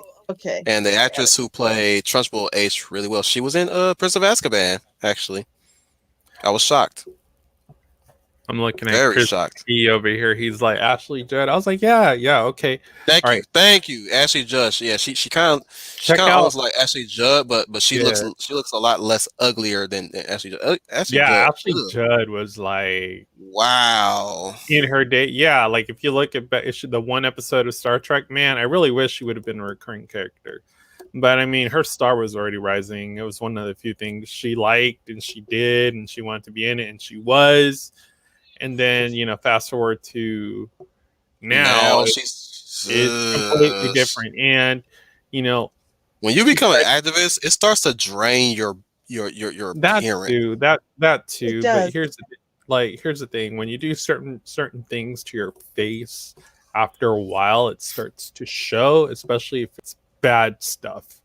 So, I mean, if you're sticking filler in your face, not so much implants. I mean, implants have changed. They used to be silicone, they've changed a little bit, not too much. But when you start doing fillers over time, that stuff accumulates. Sometimes your body doesn't absorb it well. You get a Maxine kind of face going, and it's like, okay. But They say yeah, that Hmm. what's happened to Famke Janssen, who played Jean Grey in the X-Men films. They said her face is, oh, she doesn't even look like herself anymore. And I didn't know what people were talking about, so I looked in to see it, and I'm like, oh my goodness, yeah. yeah, like yeah, She's- like if Now you you see got her Star Trek episode, like, now oh you got my me looking. goodness, she was like, wow. So yeah, Yeah, you not. Yeah, now you got me looking. like when she like ends up bonding to Picard, and she says, "I've Mhm. already bonded to you, but I've learned." I've learned, the value of duty or whatnot. So she's gonna go through and marry that gross I Sith don't know. troll. Yeah, that ugly They- monster. Yeah. Yeah, yeah, yeah. But like I her mean, hair was she's. dark, her eyes were like luscious. Like she was tall. I mean, she's always been tall, I but might be looking at Photoshop too much.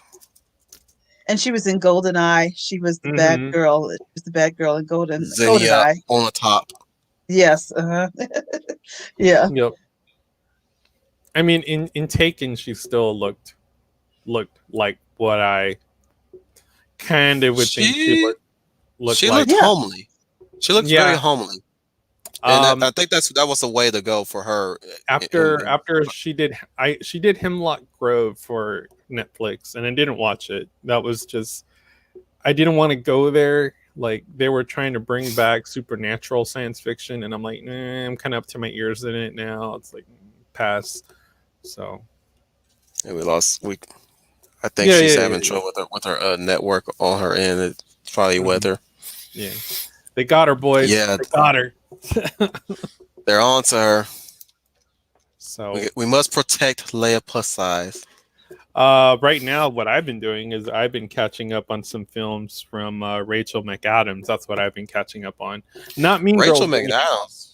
yeah, not Mean Girls or anything like that, but like Morning Glory, Sherlock Holmes. So Hmm. yeah, all that stuff. So Actually, you know what? Rachel McAdams would have been my Power Girl or my Captain Marvel.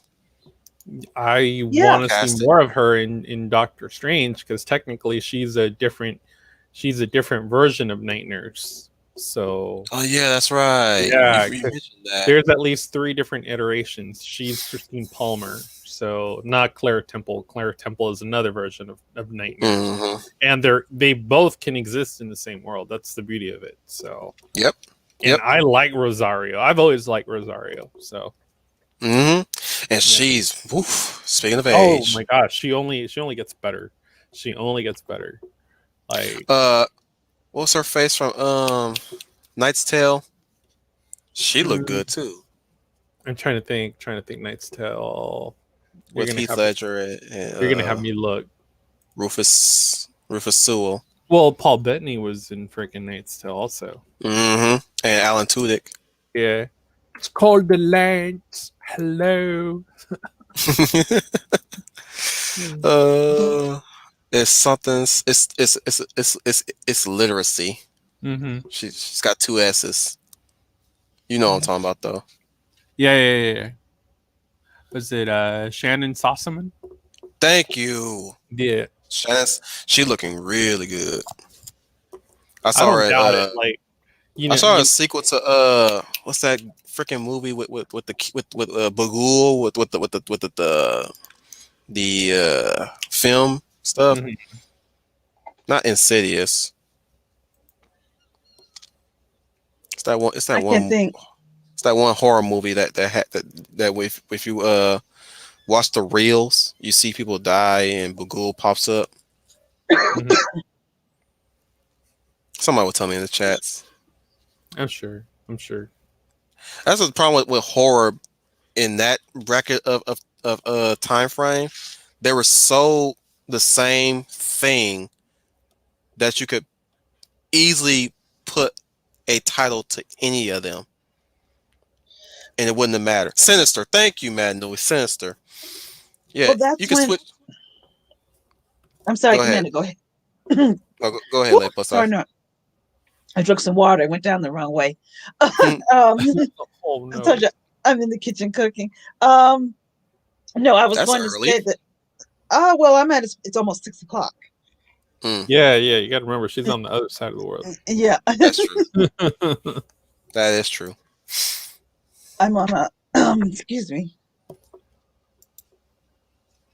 I'm on Eastern Standard Time, but I was going to say Yeah. back then in the '90s. That's when you talk about the horror movies in the '90s. That's when they were not. Mm-mm. Oh Oh no. wow. Oh no. I don't know. I mean, I tend to think of these things, when we talk about women in film and stuff like that. And there kind of is a double standard to it as far as women aging beautifully into, older age brackets. But really, the thing is, it's like with guys, it's different because I mean, we're more or less always producing testosterone. Like, I mean, there may be like a handful of guys that go into like andropause.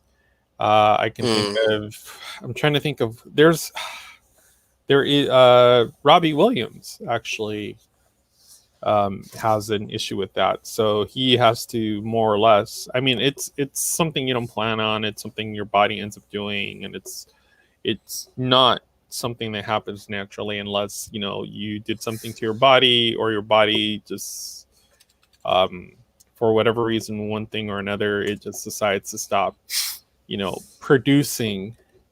So, I mean, yeah, when we talk about women, we tend to think of menopause and stuff like that. So, I mean, but yeah, Yeah. like with guys, it's different. I mean, there's a double standard. I mean, as we get older, I mean, there are some dudes that don't age as well, but for the most part, I mean, I personally think they age Bruh. well. So, Batman the animated series really informed us on that front in many ways than most shows could ever do.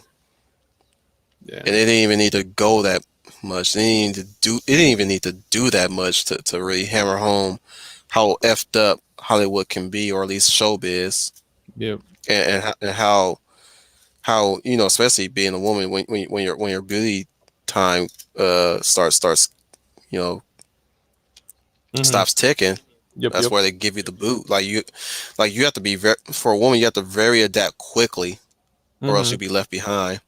Oh well, yeah. For I mean, men, it's like we can very well adapt it to any role, like with our age bracket. mhm. Like the moment our gray hair shows, like all you gotta do is be a grandfather or be an uncle. You know, we can't just be the we can't be the hot throb of the '90s, or at least hot throb of now or tomorrow, right? Yeah. Yeah. Yeah. But all we got, but really, what we really have to do is just be something else instantly. Like even if the role doesn't really suit you that much, like Matthew McConaughey really understood that indefinitely. Like he's not going to be the hot guy for long, so he's settling with being a dad here and there. And Tom Cruise is going to adapt too, because how long is he going to be that action star hot throb? Oh my gosh, that dude does so much to himself. I don't know how much of him is silicone at this point. Hmm. Well, and here's the thing. I mean, he even does he does most of his stunts, if not all of his stunts. And I'm like, okay, I get it, but one of these days it's not gonna go well. What was it? I think it was I'm trying to think. It was the Mission Impossible, I think it was what, Rogue something. Rogue Nation, Yeah, either way, like he did that stunt in the I think it was, what was it, Saudi Arabia or was it the UAE, where he's like on top of the building? Dubai. Dubai. Yeah, he did. Yeah, he did that stunt himself. I'm like, dude, you're crazy. I'm like, Hmm. but yeah, if you want to do that, you're Part like, of me, by all means, knock yourself out, bro. I mean, if you got to part of me prove it, wants to believe. Part of me wants to believe that he's a death seeker. He just seeks his own death doing these stunts. He's Part of me wants to believe that in the back of his mind, when he does a stunt, he's like, this here, this is where I'm gonna die. This is a stunt where I get to die. Because because looking back with his antics, especially with K Holmes and Scientology, it's like he wants he really. I'm like, this man just wants to die. I think he really wants hmm. to die. That's just me though. That's my speculation on that front. Well, the beauty of Tom Cruise films is you don't really have to have a brain to watch them. I mean, they tend to look True. really dazzling on screen, but like I've said before, and I think I told Troy this one, when you start digging into Tom Cruise film, the narrative tends to fall apart because it's so simple that when you start looking, you see a lot of plot holes. Hey, Leia. Hmm. Hi, you talking about Tom Cruise movies? I heard some of it before Yeah, I. I mentioned I mentioned Tom Cruise having a death wish, or being a death seeker. You do? You do? Is it because he likes to do his That's own crazy stunts? Yeah, Yeah. that's my speculation, and that's coming from me only. That's my speculation. Like this man, for how extravagant the stunts are. I'm like, bruh, I I want to on one hand, I want to believe he's very committed to the craft of stuntman work, but on the same token, I'm like, Well, you got to remember I think he secretly wants to die, a lot of these dudes are on TRT, like, or for but he the doesn't want to commit suicide. He just wants like to die doing what he loves. Is what I'm saying. for That's just my speculation there. yeah, for like, people in chat, TRT is testosterone replacement therapy. They don't really talk about it a lot in Hollywood, but it is a thing. It is definitely a thing. I mean, you see some of these body transformations. Oh, I got ripped in a year. I'm like, no, it takes a lot longer. I mean, if you're Hmm. natty, it can take a little longer, but these like freak transformations. Oh, I have great genetics. No, you don't. You have a great trainer who uh, points you in the right direction for the right people to be able to give you the right supplementation to get to where you're going. So And there's Really? nothing wrong with that. There's nothing wrong with that. It's Mm-hmm. one of these things where you have to be very careful because at one point, I mean, depending on how much you're taking, I mean, it's going to slow down your body's natural process of actually making these chemicals. So, for some of these people, they have to end up taking it for the rest of their lives because their body doesn't produce the levels that it needs to anymore because it's become too dependent on being enhanced. So, it's like, oh, what's your secret? Oh, I ate chicken for a whole year. I'm like, uh-huh. I'm like, Uh-huh. okay. Yeah. Well, I say the same thing and about some of these actresses that lost a tremendous amount of weight in a short period of time. Once Oh again, I yeah. want to emphasize there's nothing wrong and I have a healthy lifestyle. I discussed this in a um discussion we had a couple of weeks ago, Commander, when I talked about what body Mm-hmm. positivity is and isn't. But Mhm. don't tell me that some of these actresses claiming to lose all this weight in such a time did it simply by themselves. I think some Yeah, of them yeah. may have had some help, but they keep that little secret to themselves. Right. I did the cabbage soup diet. I'm like, right. Right, right. And I lost 60 pounds in 3 months, and here's this perfect body Uh-huh. that I have. And no, Right. you didn't. No, No, you, no, you didn't. no, No, you you didn't. didn't. No, you didn't. Now you may have changed your eating habits, but you had some help to get it off at a fast pace. So when some of those actresses say they've done it, I don't. Especially when you've totally transformed your body, you didn't Oh do that yeah. all by yourself. Oh yeah. I mean, Mm-mm. I remember when I was training. I mean, I lost 40 and 4, but I mean, I was working out Mm-hmm. anywhere between. It went from 3 to 5 to almost 7 days a week. I mean, for me, it almost became it almost became a fix, and that's where you kind of have to be careful because there's such a thing as too much exercise, but your body just loves the endorphins. So it got to a point where I was kind of training 7 days a week, but I managed to lose 40 pounds in 4 months. Like Okay. it's not unheard of, but it means you Mm-hmm. go on a lot of vegetables, you go on a lot of freaking protein, and it means your carbs are like almost non-existent. You have maybe one serving of carbs throughout the day to kind of even out your insulin, but that's it. And then it's you get away from caffeine. A lot of it you'll notice is water retention. So you cut Right. out the Right. caffeine and suddenly your body's like, oh well, I don't have to hoard water anymore because I don't have diuretics running through my bloodstream all the time. And so that's where a lot of it is. It's just water loss. So at least the first 10 pounds of it usually is. But yeah. Yeah. Yeah. Yep, I agree. You're right. I'm learning that myself recently Mhm. with Yeah, the yeah, yeah. diet I've been on. I'm starting to see that myself. Oh So yeah, I yeah, mean, Mm-hmm. the yeah, best thing see you can that. do, is if you need the natural caffeine, stick to tea, or better yet, do caffeine-free tea if you can get your hands on it. Um, and if you take out the caffeine, your body's going to start going back to its more natural sleep cycle, and you need sleep. And I think a lot of people tend to forget that you need sleep, and depending on your body type, if you're a day person, night person, you really have to try to figure out what your natural body clock is because I'm a night person. I'm absolutely a night person. So, So am I. and yeah, and that kind of plays into how much Neanderthal DNA you I have. have to Like, I have to uh, stop that. so I gotta get back on my sleep schedule, which I have yeah, recently I started mean, you going can back look in at the having research, a good as far sleep. as humans and Neanderthal DNA, depending on your percentage of Neanderthal DNA, you might end up being more of a night person.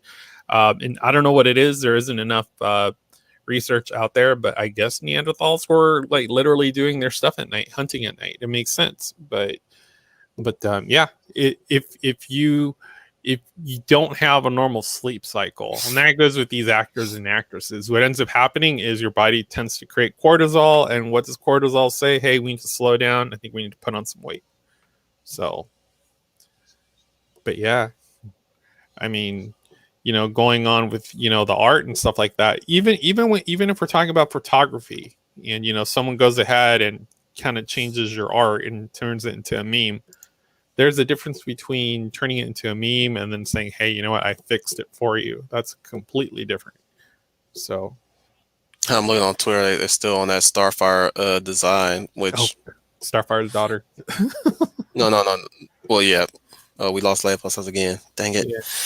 It's got to be. I really want to hear. I really I want to know hear our you opinion had about like this. really bad wind going through Cali because I had it come through yesterday.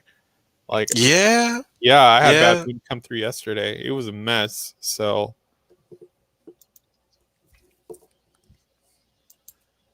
early riser mostly because your job. You know Mm-hmm. what? I ended up functioning better on a graveyard schedule. I hate saying that because working graveyard really screwed up my schedule. So, Mm-hmm. I mean, I can sleep Yeah, through freaking noise and everything now, but I did overtime one time, which is not really a graveyard. No, actually, no. I had a job prior to getting a job out here in LA, which was pretty much graveyard. mm-hmm. Where I was there. Uh, no, actually, no. I take that back. That's not graveyard because graveyard means you're there for midnight. Yeah, you're over there for the day change. Like when I was working midnight, I was on a 410 schedule, so I would do anything I from would like say 8 to it 6. was. I would say it was bordering on it, but not so much so. Mm-hmm. Mostly because the area I live in, I still don't have my driver's, but I didn't have a car, so they had to fix a schedule for me to work around. Mm-hmm. So it was like 12 in the afternoon to 8:30 in the evening. So I had to Well, because even where I live, yeah, I walked basically at night, and there are times people will give me a ride, of course, yeah. Well, at see, times in LA, because it's different too. Like in the LA County and all that. I mean, you're like right next to the water, so I mean, unless it's winter time, it's always going to be really warm, and it's one of those things where even at night you can still be relaxed. But like, say I'm out here in Nevada where it's desert, it's either really hot or really cold. So I mean, even if you're working at night, like the temperature will almost take away your appetite. And if you don't want to eat, guess what? You're missing out on meals. So, and if you're missing out on meals, I'm waiting for Leia to bring up the. By the way, I'm bringing up. I'm gonna bring up the Starfire thing on yeah, yeah, Twitter, yeah, but I'm waiting for Leia to to come her back. her opinion about that because like I said, the one that they're standing is really the one that's literally covering up her body mostly, Mm-hmm. whereas others are they're okay with her being black, but being represented as the character design, which is the fiery hair, Right, right, right. the suit that allots more skin because her skin drinks energy from the sun. I Mm-hmm. think somebody tell me in the comments. And good afternoon, Dominic Powell. For the first time, we have Dominic Powell joining us today. Hey, man, what's Sadly, up? I think we ran out of ideas to talk about on this topic. You have to catch the rest on the backwatch in the beginning, Dominic Powell. We're just talking about fun stuff now. Oh, Well, I do want to bring up the Starfire debate, which is happening on Twitter right now, which is a funny thing that I know a lot of people are not going to talk about on the YouTubes. well, I mean, they're even doing it with game boards now. I mean, Monopoly is a good example. I mean, Oh goodness, here we yeah, go I with the mean, even Monopoly. that's changing. Like the thing about stuff like that is, you grow up with a certain culture, and so you're used to things a Next thing you're certain gonna tell me the Connect Four black chips are gonna be white. Well, they won't be white because you can't have that. It'll be they'll be multicolored. How about that? Apparently, because nothing speaks uh uh uh, uh screwing up a game's practice what's the word for that? Well, don't you know we have Nothing to ruin? screws up. Nothing says unplayable for a game to really to really desimplify its premise. So if Right. they go with rainbow color. How you gonna tell who won or not? Oh no. Mm-mm. Exactly. Oh wait, we gotta make the rainbow. That's how That's we gonna right. win, I guess. That's right. We But got. what if the rainbow have two greens? Does that Well, mean it's connect whatever. four? It's whatever You the alpha. need four to connect four. It's So whatever how, the how alphabet. And it's whatever the alphabet mafia says. So. Yeah, because like I'm pretty sure if somebody, I'm pretty sure I'm giving them ideas at this point, but I'm pretty sure somebody somewhere in this country that's playing Connect Four with somebody, and they're thinking, it's kind of messed up that the red chips are on top of the black chips. That's not the purpose of the game, doofus. Well, yeah, because it's misrepresenting indigenous native people, and also uh, African Americans. So, Bitch, do I look like a black chip? Do I look like a black chip? That's what I'm sending I'm gonna send this message out to my black folk who ain't in the wokeness and oh all that no, oh bullshit. no. Anybody who brings that shit up that says this is a representation of, you go to that person, you say, bitch, do I look like this? I'm black. Do I look like that? Is that what you think? Because if you Mm-mm. think like that, then you are the racist. Don't you know you're oppressed? Was it? I told my hairstylist that she was oppressed. She's like, "What are you talking about?" So Dominic Powell says, it's good to be here. There's a practicality to Starfire's outfit. It allows her to absorb solar energy and metabolize it in her body to power up her energy-based power. Exactly. There yeah. is, but they don't want to listen to that. They don't want to. They see it as an excuse to Hmm. show off scantily clad women. That's right. There's nothing wrong with scantily clad women. Actually, you know what? There's something I do want to bring up. Hmm. Definitely, I do. Like, you know what? This actually goes coincide with the topic at hand. Uh, this actually can be attributed to official characters like in the Marvel universe and so on and so forth. Speaking of which, Eveline's new design for the toy line from the Master of the Universe, everybody's up in arms about that shit. Mm-mm. About her being all covered up and stuff like that, and looking less witchy like and more warrior like. I'm like, at this point, I'm just saying that is somebody's baby. Well, and Handle here, it with care. Don't change. Like you spoke. This gives you a new chance to try to design it exactly how it originally looked. Like where's her little dinosaur sail crown thingy? well, my argument has been that when these IPs end up changing hands to like large entities, I mean it's their IP, so I mean they're going to do whatever it is they're going to do with it. And I know a lot of people in this Hang on, community are up in. hang on, real quick, Yeah, Trooper. yeah. She said, "I would love to have stayed, but too much going on in my kitchen, so I will take leave for the rest of this evening. Have a great stream. I will listen to you both. Thank you, Woohoo. Lady Valor." So yeah, we won't be getting Leia plus size for the rest. I'll just cover the Starfire topic. So Yeah, she'll yeah, she'll if she's in the comments with us, she'll throw in her 2 cents too, or yeah. probably at the end when the stream is finished. Yeah. Um, yeah. So yeah, I think that's what they're reeling about the fact that people prefer her showing more skin than was being proposed for this. I don't think she's using that suit as of right now in times. I could be wrong. I could be wrong. But other than that, like I'm just sitting here like that's how she's been designed. She has the fiery hair. She has the suit Mhm. that lots more skin for her to absorb energy to make her an effective fighter. You basically just don't want her to be an effective fighter.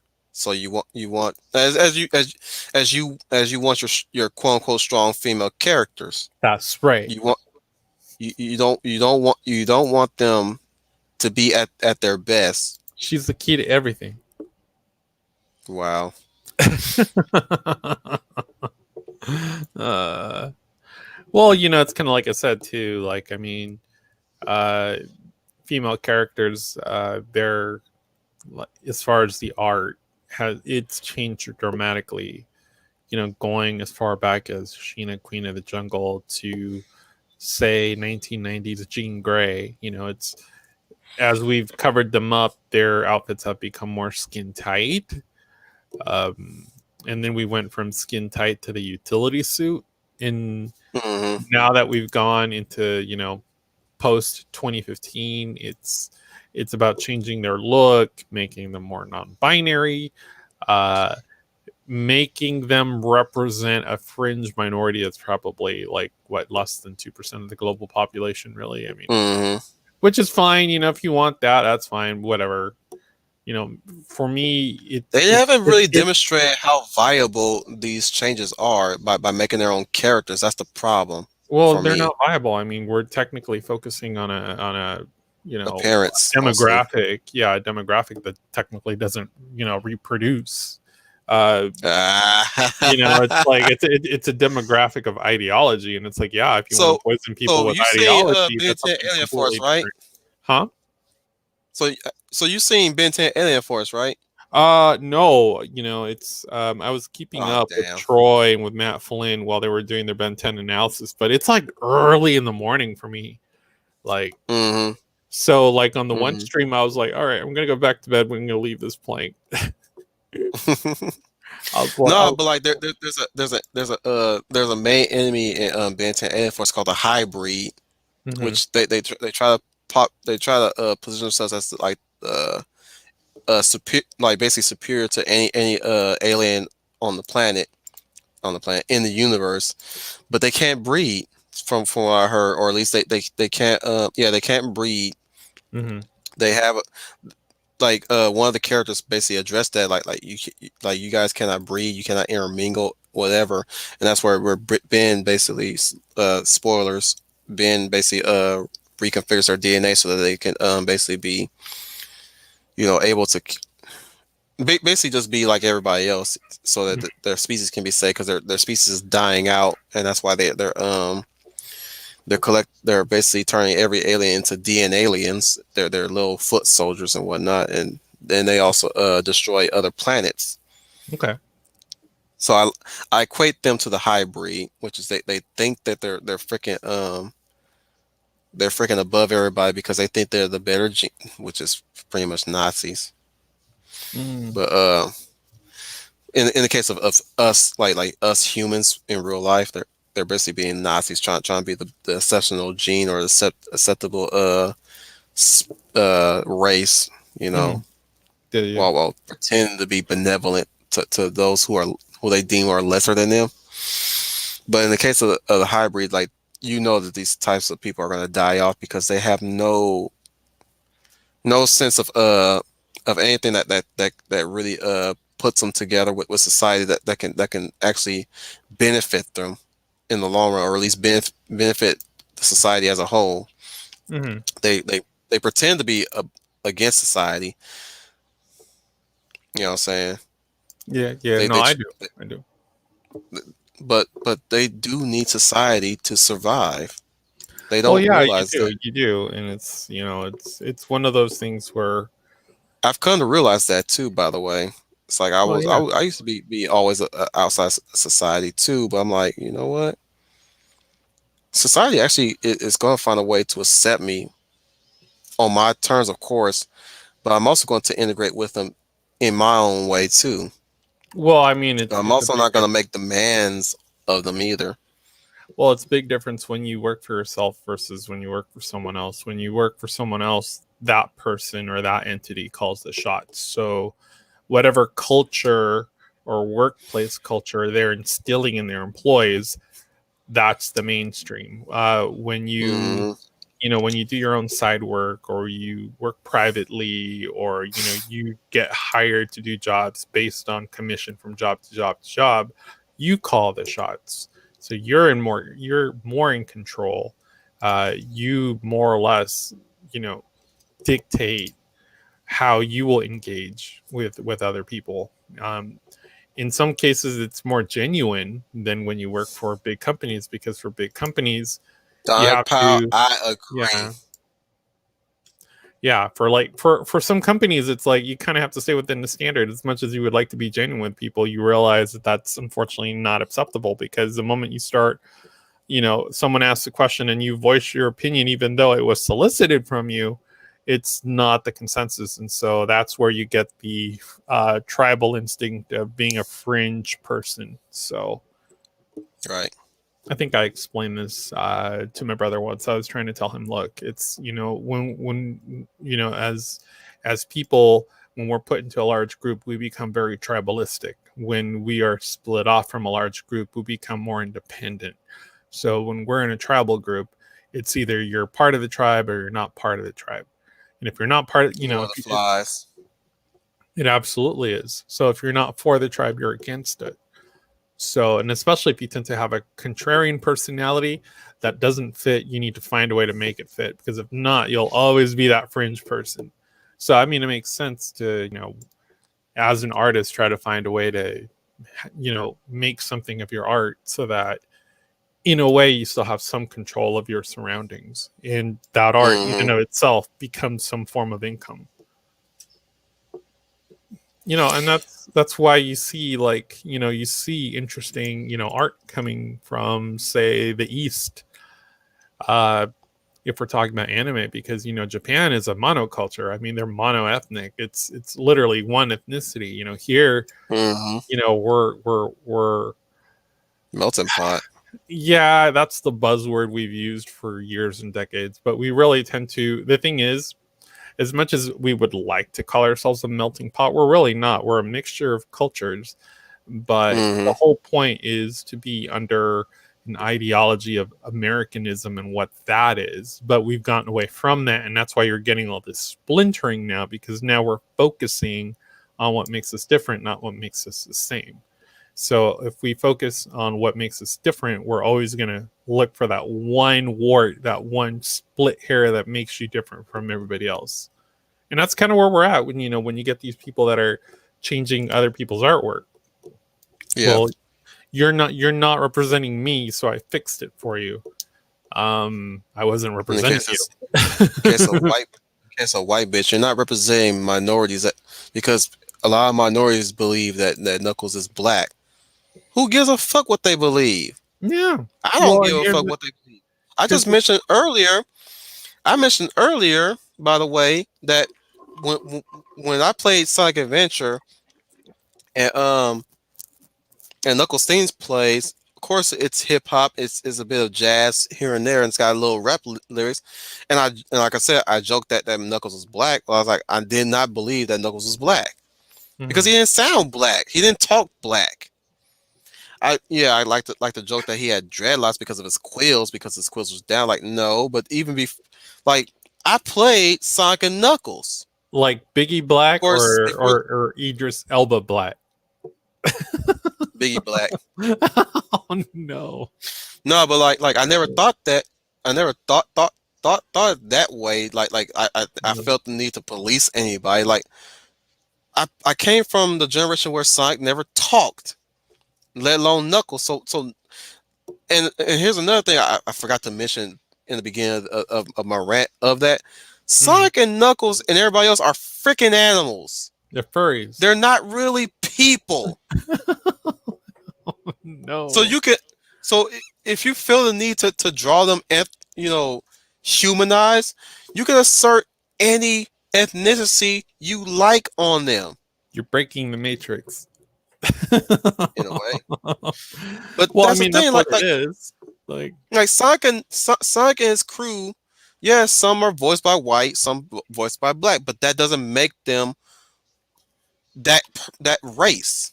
Right. They're animals first and foremost. That's like saying if you make Judy Hopps black, if you want to make her humanized, that doesn't mean she's black in the movie. Judy Hip Hops, or at least that doesn't make her white. On the same token, that doesn't make her white if she's voiced by a white girl.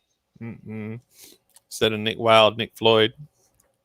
Oh wow! Oh no! If I had a rock, I'd bust you in your head. That's right. I can't breathe, so I'll mess with you. But oh goodness, that's what. Oh god, they're freaking animals. I know. Bugs Bunny is a freaking animal. Lola Bunny is a freaking animal. You know what I'm saying? They're, like, if you want to design them in human form, if you want to make them look black, just do it.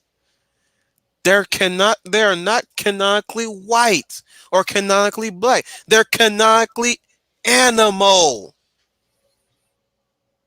Bottom line. Well, I was looking at this comment from Dominic Powell. It says Yeah, that nobody was about wants tribalism. It creates isolation between people and sometimes brings out the worst parts in people. We should integrate, celebrate the things that connect us, even when we disagree. It share depends. culture. It depends in the context of tribalism. I know that tribalism to many people means A hot take. well, Kind it's of like more of a a hot mosaic. button. It's a mosaic of ethnicities and alphabet letters and all that stuff. But if we're talking in terms of say like nationalism, like say like we're all one big tribe of Americans, that's a different context. So, hmm but I understand where that thought process comes from because when you think of tribalism, you think of different tribes. Well, if you think of nations as tribes, that is very true. There are things that make us distinctly American, that makes us distinctly French, that makes us distinctly Australian, that makes us distinctly German. And when you go to those places, you can see the changes. If you go ahead and you take a trip to say, like I took a trip to Hong Kong. I mean, I knew I was in Hong Kong. Um, hmm when we Not because there's Chinese people there. yeah. I mean, if we talk of nations as tribes, then yes, we should focus on stuff that makes us integrate and celebrate what we are. But I mean, if you go into the east, you'll notice that a lot of these countries tend to be one ethnicity. um, but what you're seeing, and I think I've said this before, I don't think I said it on Troy stream or whatnot, but this tends to be a first world problem. It's not a second or a third world problem. What we're hmm seeing happening is this is literally a first world dilemma. And it's going to be like that until people start putting their foot down. I don't know what that looks like. I know that you and I've had this conversation in backstage in terms of pop culture.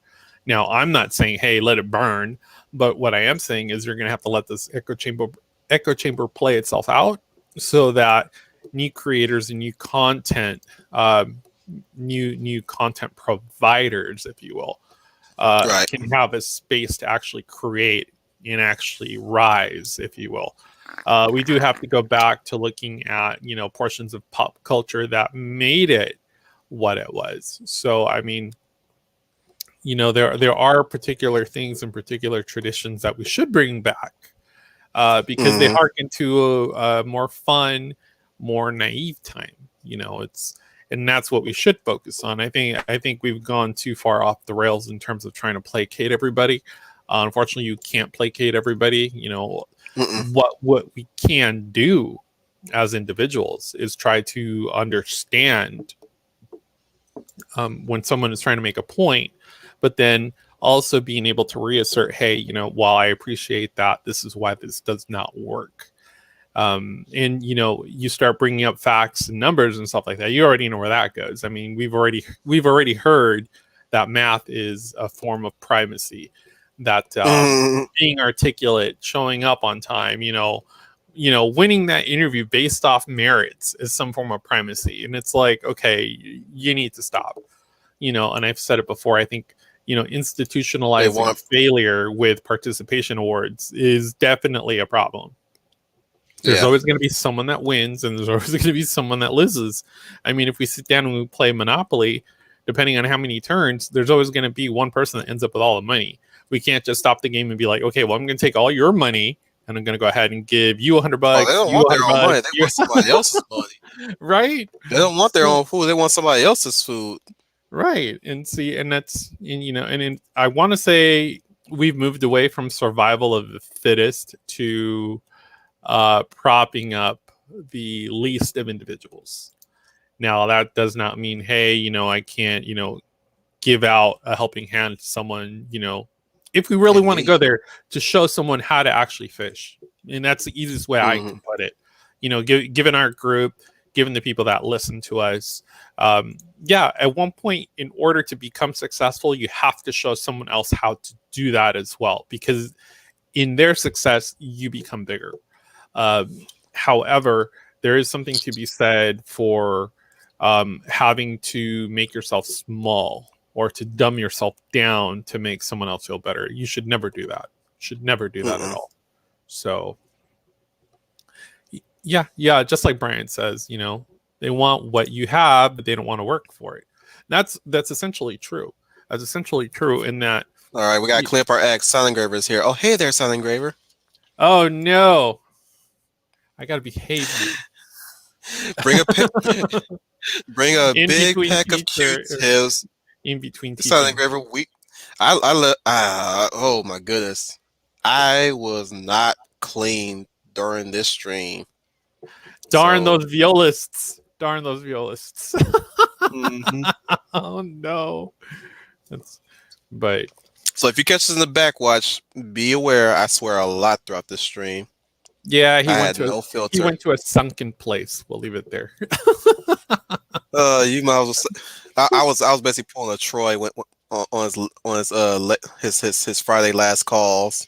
Oh no. Actually, I'm looking forward to that. I actually happen to have something It's probably gonna be on my to lap. enjoy. If Hey, he Sam has me Engraver, how are for tomorrow. you? Hope you're doing well. Hope the other half is doing well too. All the good stuff. So Now, Pacelli really pop in like, nah, I really got to clean my act. he'll be like, "Hi, hun. Hi, hun." But I was like, oh, Pacelli's here. right. So, but yeah, and here's the thing: it's like, in order to be successful, you have to be able to look at what your talents are and really, really kind of just figure out, hey, this is where I want to go, and go in that direction. You're going to meet people along the way that may know information about what you're looking into that you may not know. Yeah. And yeah, just like Sound Engraver. I mean, if you watch her, Monday Night Muse, she talks about music, and that's one avenue for people. Here we talk about art. We talk about what the problem is, taking someone else's creation and then calling it your own and trying to monetize on it, or worse, being a pink hair, taking something that is meant to bring joy to people and be like, oh, well, I fixed it. It's like, okay, I get that. You want attention. And I think that's another thing we've done. We've gone so far as to let people become the type of people that, in order for them to validate themselves, they have to constantly be seeking attention. I know you and I were like latchkey kids. I mean, for me anyway, I was allowed to pretty much go lizard hunting. Like, yeah, don't come back till dinner. Like, For me, it's us visiting the playground until the sun starts falling, and that's when we have to go back. So we're allowed to go around, get some food, get some milk, and come back. Because we were, it was the big brother and little brother. We walked in pairs anyway. So it was always advised that children walk in groups anyway. So usually the rule is groups of 5, especially walking to and from home to school. Always. You can't do two. I mean, that's how me and my buddy David ended up coming across a very, very, very, very sketchy dude, like committing lascivious behavior, if you will. But yeah, like, it was all about lizard hunting, digging holes, in the dirt, playing with Hot Wheels and stuff like that. And, trading Hot Wheels, that was a big thing too. Yeah. Showing off toys here and there, and stealing toys inadvertently. Yeah, I don't know toys where that you have to went. Like, especially when you're in the playground, you spot some kid's toy that they left behind. You just scoop it up, like, think nothing of it, and just take it home. Yeah, of course, Christmas, dude. You know something? Or having dinner at someone else's house. I'm gonna start reminiscing stream. I mean, for me, like, sometimes it talk about holidays back in the 90s. That's when I'm gonna start doing a segment on. Like, I remember. Just Like my 90s mom, reminiscing.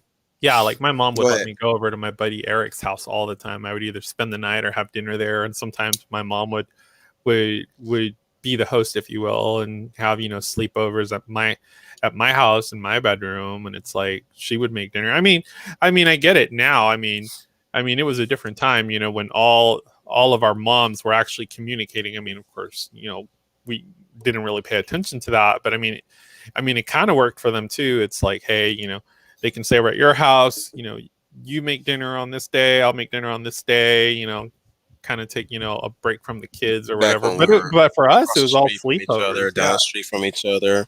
Yeah, Basically, I think that's one of the reasons why I want to move from the big city and go to a rural area oh instead. yeah, absolutely. Just be in that kind of community again. Like I step outside one day and the neighbor says, "Hello, Wolftan, how's it going?"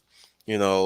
or I want that experience of moving into a neighborhood, hearing Hmm. a knock hearing a knock on the door, opening the door, and there's four old ladies. One Oh offer me no! a pie fresh from the oven. Another lady offer me maybe roast chicken. Oh, that sounds Not good. because I'm black, not because I'm black, but just offering I don't roasted think anyone thought chicken. that. No one thought I don't know. that. Everybody, I like, don't think they would. I don't think nobody would be thinking that either. They just offer me some food, like yeah, welcoming the new neighbor. I was like, oh, roast chicken. yeah. I'm gonna put some Well, hot sauce on it if you don't well, mind. yeah. I mean, when I was you in know, I Cedar, I was gonna say when I was in Cedar City, Utah. I mean, I got taken aback by how many people actually knew that I was the new guy at the airport. I mean, Cedar City is still a semi big town, well, especially now, but like hey 31,000 what? people. How's that song in Cheers go? Where everybody knows your name. But And they always glad you came. right, I remember someone came up to me at the grocery store, over at the Lynn's, because that's what they had. They had Lynn's and they had Smith's. But if you wanted good selection, you went to Lynn's, but it was overpriced, and that's where we usually go to get some meat or whatever. And they're like, lady was like, "Aren't you the new guy at the airport?" And I'm like, "How did Hmm. these people know this?" I'm like, "Yeah." So, but I mean, I had fun. I mean, I was de-icing aircrafts early in the morning with I with don't with know. I'm with just my as buddy, I'm and it was speaking kind of right now, fun.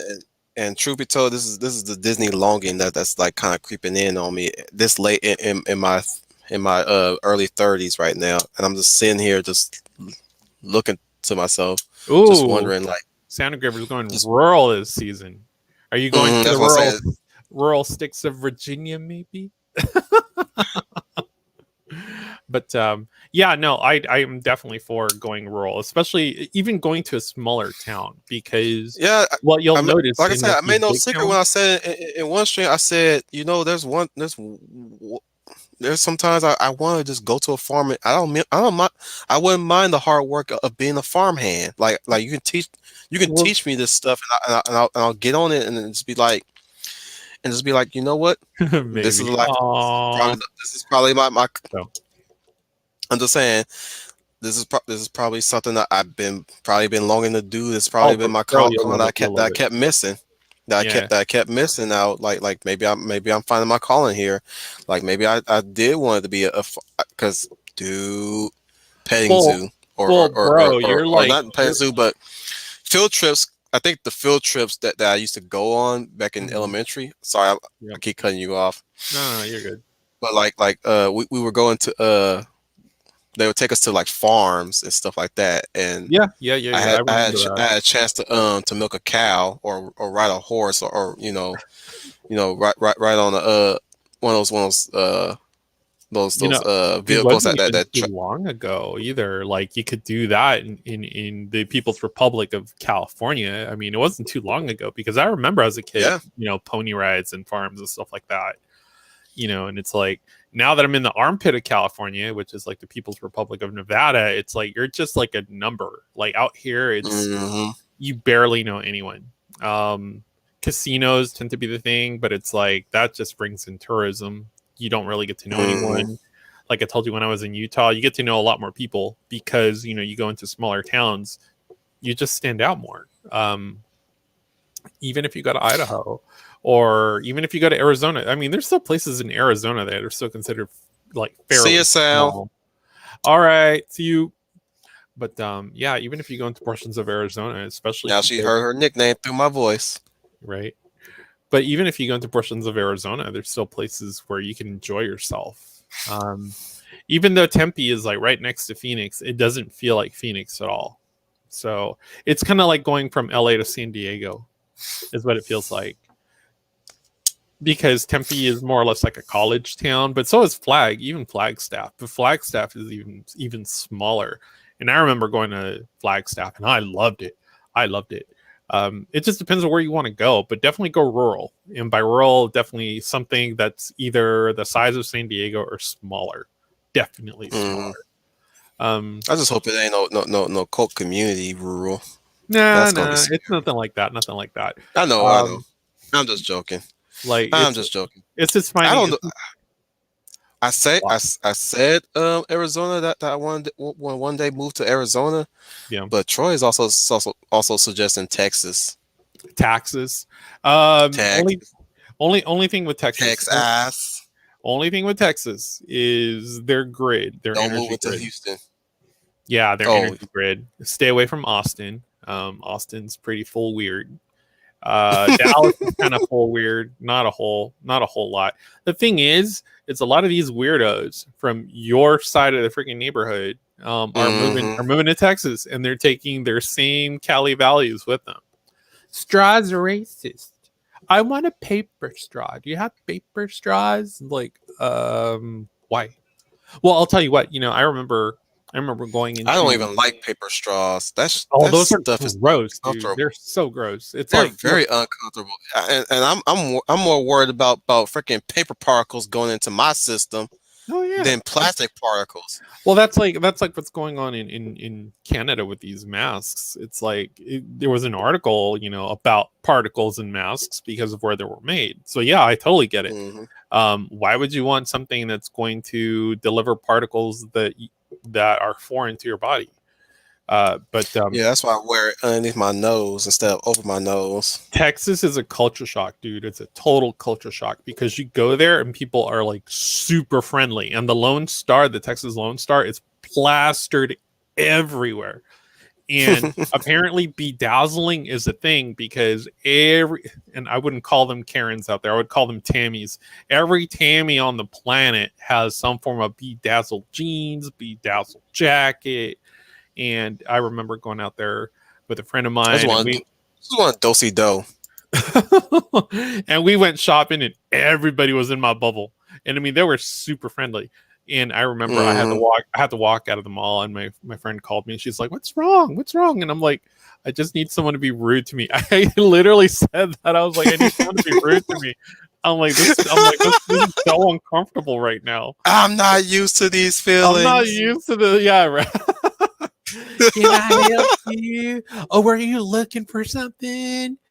Hi, hun.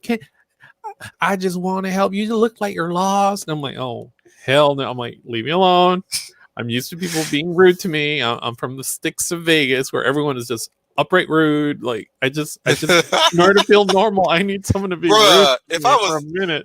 I'm gonna tell you what. If I was there, it'd be like, wait, where's the police sirens? Where's the ambulances? Because Oh, I'm so used to hearing that nowadays, and right. I bet you I bet you in Texas they don't have that kind of problem. Yeah, I like bet. that. I bet you, man. Like if I go there, it'd be complete dead silence about anything. Like nothing really happens in Texas. I'm like, dang, don't nobody trip over or something? Don't nobody faint? At It was least like really have a heat funny. stroke? Yeah, same friend of mine because I forgot why. You know why we went to Texas because she was looking to get on with Continental Airlines. That's what it was, and I guess she had an interview or something like that. And I had thought about going over to Continental too, but I was like, I don't know, but okay. So anyway, the next day or whatever, uh, we ended up at a Waffle House, and so we're at the Waffle House, and I'm not used to being up early in the morning or whatnot. And I got my shades on, and I'm looking like I just freaking rolled out of a burlap sack. And the freaking the Another diner place I was want to move to, like, but yeah, sorry, yeah, continue your story. I'm about to jump into something. Go ahead. "Do I need to turn down the blinds for you? Are you okay?" I'm like, "No, you don't understand. It's too early for me in the morning." I look like a freaking vampire. Like, you got to remember, I'm so used to working at night. I hate being out in the morning. I've gotten Hmm. better at it. I've gotten a lot better at it. Somebody But try to back turn the then, blinds down for you as politeness. yeah. I was like, dude, politeness is a So thing. It is a thing. I So mean, no, be ready for it. Be something to ready note for it. to consider if I decide to move to Texas. Everybody's polite. It's gorilla politeness. It really is. It's like if you're not polite, you stick out. You just do. So it's like, Dude, I'm gonna and you tell you know right now, how freaking I Vegas probably is. fit right in instantly in Texas because I'm polite my damn self. You might. I mean, for me, I've been so stuck in Vegas for a while. Like I'm so They be like, used to you look people being like rude. Like, you doing all right. You look kind of lost. No, I'm just taking in the sights. Thank you so much, are though. you sure? I'm very sure. I'll let you know when I am lost. Speaking of which, how do you get to this library? Oh, it's Oh, and just then not. yeah, They and always then start it with the just turns oh. into a conversation. It's like I don't know Would you how I mind got here. accompanying me? Like, And of course they you know might their have history. fun. They know their I history. They'll probably give you a big history lesson on such locations. oh yeah, like because I And originally I'll be had all thought for about that too. Oklahoma. I had thought about Oklahoma, but like there's a part of the Oklahoma Panhandle that's just barely outside of the tornado zone. I was like, that might be good. So I was thinking about that. I know my brother had brought up Idaho, and I was like, I know people that have gone to Idaho and just absolutely love it. It's just like Utah. The best way I can describe it is it literally looks like right out of a painting. You know, when people Hmm. talk about purple skies, I've seen them. It's like, wow. I'm like, I've even gone as far as to go to, I've gone to Zion, and I've even hiked all the way up to Angels, Angels Mm, Landing. And I wish I'd still had some of those photos back when I was still on dude, Crackbook. But you could see the entire you know what valley. place I originally want to move to? Oh, San what's Fran. that? San Really? Fran. Oh, you know what? I went there. Another friend of mine. Oh, we gotta go to Not so much Castro. now, We gotta go to Castro. And mind you, dude.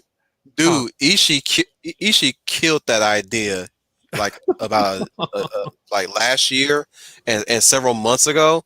I'm Yeah, like, dude, now I don't want to go. And yeah. No, it's I originally wanted to go because I want to ride my bike down them hills right, and have a biking accident at least and be happy for it because and be happy dang for it, it. those hills look so good. And Well, I rode down a hill so many times on a bike, so it's like, bro, that'd be the ultimate challenge right now. Like just ride downhill on a freaking bike in well, San even Francisco. even Seattle was cool back in the day. Like a decade ago, it was awesome. I But mean, to answer Dominic Powell's question here, yes, I'm a fan of JoJo's. yeah, like Seattle. I used to make this joke that there was a Starbucks on every corner and a Tully's on every street, because Tully's was the big competitor there. And Hmm. I loved Tully's coffee. So when I saw Tully's in San Fran, I was like, I gotta go there.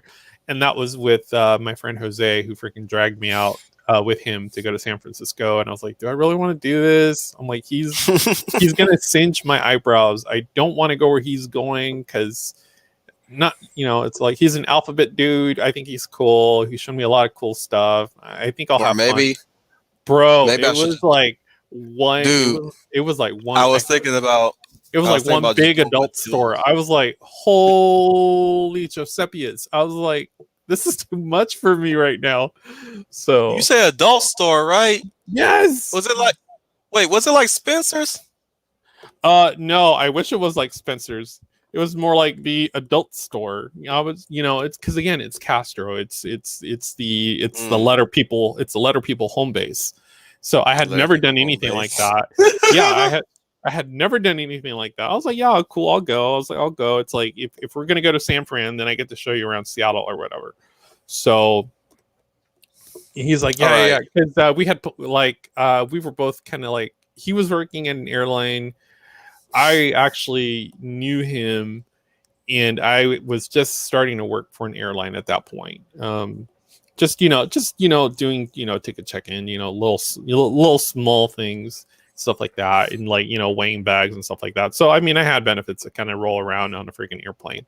So yeah, we got into when you do like airline culture, you get into this habit of you're able to see things, like see cities within a 2-hour flight radius. So that became a thing, and it's like I met this dude freaking, working at the same company. He's like, oh, you want to go there? I'm going there next week. You want to tag? I'll show you around. I was like, oh yeah, cool. Why not? Better traveling, packs of 3 or 4s than just by yourself. So he's like, well, I'm going to San Fran. I was like, well, I've never been there. He's like, oh, you should go. You'll love it. I was like, I don't know. I was like, I don't know. And I'm thinking Chinatown, right? I'm thinking Chinatown. No, this dude is thinking Castro. So yeah, it was crazy. It was a whole other world. I was like, man, this is very different. And I had even gone as far as going to Greenwich Village. This was me, my buddy Dustin, and a friend of his. We had flown over to Greenwich Village because like Tribeca is like right there, right? So we were gonna, we're gonna go do Little Italy, do Manhattan, do all that stuff. And I think I told you that story how I ended up out of Harlem's in like a very, very, very, very like questionable area. But yeah, going back to Castro, I wasn't used to all that PDA. I was like, man, it's in your face. It's like, I was like, I can't handle this. I was like, this is so weird. But it was fun. I gotta get out of here. Like, I don't know. I don't know. I got here. So let me out. Yeah, well, I don't know. Have you driven like by San Francisco at all? I don't have a driver's license, dude. You're not missing anything, especially over there. Good. I mean, granted, like a decade ago, probably was a lot better. I liked going into Chinatown. That was the cool part. That was like right after we had gone over to New York. My buddy Dustin and I, we went to San Francisco. Although we didn't go to Castro that time. That time we straight up went to Chinatown to have food. That was the whole point. And we did, and I loved it. I loved it. Food. Yeah. To quote Eddie Murphy. Yeah. So we have things like food. Yeah. So I mean, it's a big difference going to say like San Francisco and checking out the piers and stuff like that versus going to say like maybe Cedar City where Chinatown is really like one Asian buffet like storefront. And it's like and everyone knows that everyone knows the Asian family in town and they own that buffet and they like run it themselves. So I mean there's something to be said for rural community and rural connections versus big towns, because in big towns it's hard to make connections. I don't know, man. I keep thinking of where I want to go. I might as well just be Jules from Pulp Fiction, just walk the earth. Well, there's a book called Strategic Relocation, and it's by Joel Skousen, and I think it's on the 4th edition or whatnot. But it really breaks down like the map of each state, the demographics, a brief synopsis of 2A laws, of local politics, of water quality, what the main industries tend to be, whether it's farm, whether it's coal mining, and that kind of stuff. Kind of gives you a real big overall scope of what the United States is like. Because I mean, your outlook and mine tend to be pretty much the same since we're on the West Coast. But I mean, if we were to go to say somewhere like Ohio, or if we took a trip to say like Pennsylvania, like it's granted we're still in the same country. It's a different ball game. It's you're meeting different people, different accents. I can tell you, gosh, where was I last? I ended up taking a trip, and I want to say it was in, I want to say, where was it? It was in, it was in Wisconsin. That's what it was, because I hadn't been in Wisconsin for a while. And Wisconsin is like very different.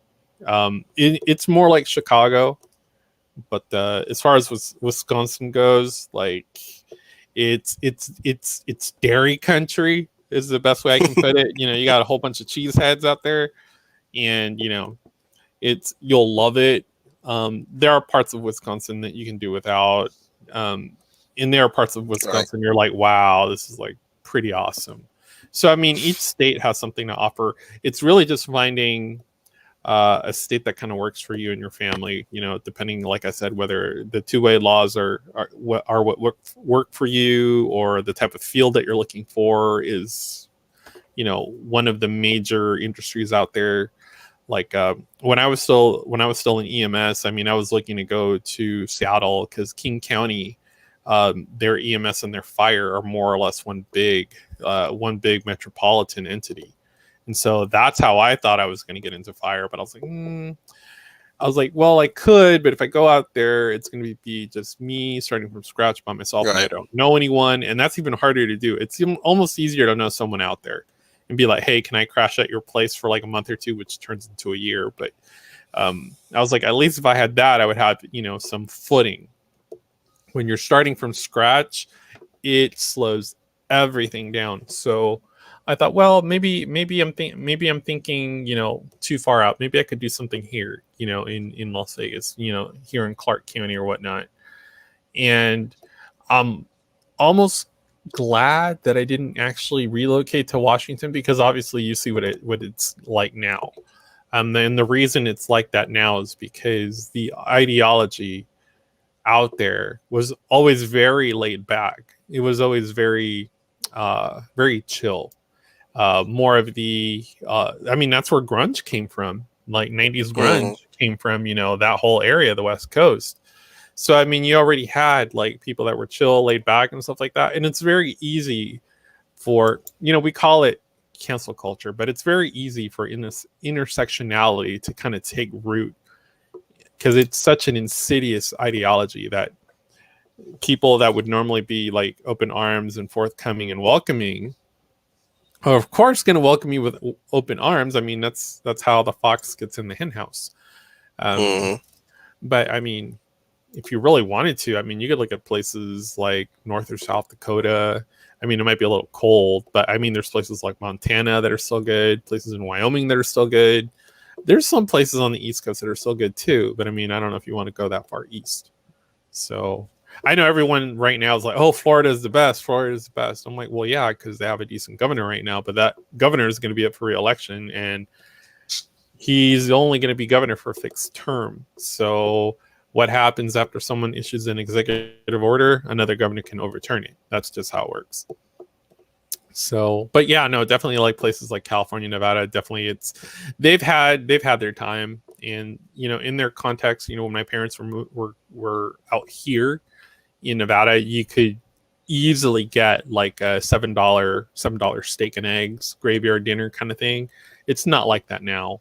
Now the big casinos have taken over. All the little podunk casinos that were geared toward locals, I mean, they're dying out. They're really dying out. Mm-hmm. So, and I mean, that was the draw to Las Vegas too. I mean, back in the day, you had, properties like the Dunes, the Marina, the Del Rey casinos, the Aladdin, the old Sahara, all the old casinos really like attached to that Rat Pack stuff. I mean, that's when it was really cool to visit Vegas. Now it's all become so corporatized, and all these large casinos really don't cater to anyone, and they cater to people that are visiting Vegas on a budget, and they're really here to fleece you. So, I mean, even when you come out to Vegas, you don't really have a good time. I mean, the whole time is you're trying to do everything while trying to budget your money to be able to do everything. Before Mm-hmm. you could do a lot of stuff on almost no money. Like, I can tell you a story of, I did San Francisco on $20 when my friend Jose took me out there, and that was because I spent what was it? I forgot how much I spent just getting on the subway in San Francisco. Then the rest was like for a coffee, and then right back to the airport and getting the flight back into Vegas. But I mean, that's what you call a day trip. I mean, in the Right. airline community, I mean, you have people that just literally go out to LA for the day. And you can do LA for the day because LA is a 45-minute flight.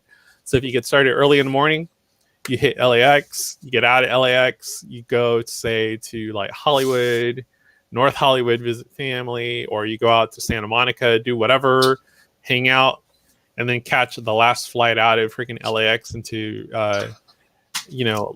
McCarran Airport here in Las Vegas. Go home, knock out, you're right back to work the next day. So Right. yep. Looks like Al is here. So hello, Al. But yeah, I mean, And unfortunately, he's coming at where I'm about ready to start wrapping things up. yeah, we're at the bottom. We're at the bottom of the third hour here, going into the fourth. So Well, technically, we're in 2 hours, but I don't really have much. I thought I would have much to say on this topic, but I just wanted to vent, well, basically. it's pretty straightforward. I mean, basically, don't touch other people's stuff. Yeah, I mean, they don't teach touch you my that in shit. yeah, they teach you that in grade school. It's like be respectful of other people's stuff. We've gotten away from that. It's really Yeah. funny. I remember these books. Everything How I social need to media is know. actually giving them this idea that they're willing to touch people's stuff without permission and go into people's Down. quote unquote safe spaces without permission, and basically just uh they don't follow their own rules. Basically, Yeah. Oh, basically it boils down to Dominic says where Nevada's a fun place to visit. It is. I admit it is. I mean, if you know where to go, if you're going to Red Rock or Valley of Fire or the fossil beds, mm, I make it sound really nice. I mean, the fossil beds. You can go to Prim, Nevada. I mean, I would avoid the casinos altogether. I mean, unless you're like me and you want to go to the nightclubs, you want to go to the day clubs. You're all about freaking house music with the ladies. That kind of thing. right. But I mean, So yeah, yeah. yeah, yeah. We'll talk more about this. Oh yeah, absolutely. Um, I'd like to thank everybody for showing up today, and I'd like to thank Leah Valor for sharing her thoughts here and there when she was able to. Unfortunately, her Yeah, that connection was was fun. kind of like dubious at That this was really point. fun. I'd like to thank my buddy here, Trooper, for lining things up on such a serious topic, Yeah, which was needed, much needed, and Sound Engraver's spontaneous visit, which yeah, that was fun. That was funny fun. funny enough, I actually expected her to show up, Really? pop in out of nowhere. I Okay. actually did. Okay. I was like, I have a prediction. A prediction. Sally River is going to pop up in the stream, and Hmm. if she doesn't, that's good too. I was proven wrong, but usually Hmm. I'm very good at predicting probability. So I was Yeah. like, I have a probability that Sally River might show up because one, art is in the title. Two, it might be something that she probably will take a break from whatever she's doing on. Yeah. Yeah. So, and of course she has been showing up a few times here and there. So again, as predicted, but even if it was unexpected, Yep. if Yep. it Yep. was unexpected, it's still welcome. So again, thank you, Trooper, for having us. Sign us out. Yeah. No, it's been a fun time. I'm glad that everyone showed up. I mean, we're getting here towards the bottom of the third hour, so I definitely like to thank Wolf 10 for hosting us today. Definitely big thanks to Leia Plus Size for popping in and out. It's always fun having her opinion. To everyone who showed up today. So, Melissa Harris, Chris B, Brian Gil Martin, Samily Oliki, Big Al, it's the same people are always welcome, especially Sound Engraver for sure. Uh, if you like, hit the smash the like button. It helps the algorithm out. In the comments, what do you think is cool about original art? Put your thoughts down. Let us know. Um, Definitely share. And if you want to find us, if you want to go ahead and touch base with us, we're always on MeWe, MeWe.com. Find us. You know how to find us. If you don't, you'll figure it out. Um, Mm. but yeah, Wolf 10, take us out. Yeah. Also, next Thursday will be we'll cover Chosen One narratives. Mm-hmm. For that matter. Tuesday is still open. I might have something in store for Tuesday, maybe a part two of shows we like, so we can talk more about 90s shows or 2000 shows or anything across the board. Mm. We'll have our own little proto culture fortress next Tuesday, maybe, Yeah, yeah, that or sounds good. probably another serious topic for to hear Schooner's take on serious topic too. If Yes. it ever comes to mind, we'll see. Yep, Still yep. got time to do that. Of course, next week will be me going back to work on Friday and further on. So I'm still observing that for now. Oh, cool. Uh, Tune in for Professor's book study of Red Harvest tonight with Big Al. Mm-hmm. Tomorrow, I believe Greeny has a Final Fantasy stream, OG Final Fantasy, and of course, if Troy has me for tomorrow for his Friday night last call. That would be probably my last Friday night last call if I do if I do attend if he has me. Hmm. So I won't be able to attend to Friday night last call anymore. Considering my work is now weekend only. So I will be still going to get off my behind and finally start applying to new jobs and try to switch jobs. So we who knows what that entails for WCR for now. Right. But if anything, I'll find a way to tailor it around my work schedule, and we'll still continue WCR wherever that takes us for now. So hopefully it'll probably be in a much more accommodating date for everybody, or hopefully it'll be a much better accommodating hour for everybody. So we'll see what happens in the future. The future has not been written, guys. It's not been written. So again, I'd like to thank everybody, especially Trooper FN 2525 and Leia Plus Size, of course, Silent Graver and Big Al. So take care, everyone. Ow!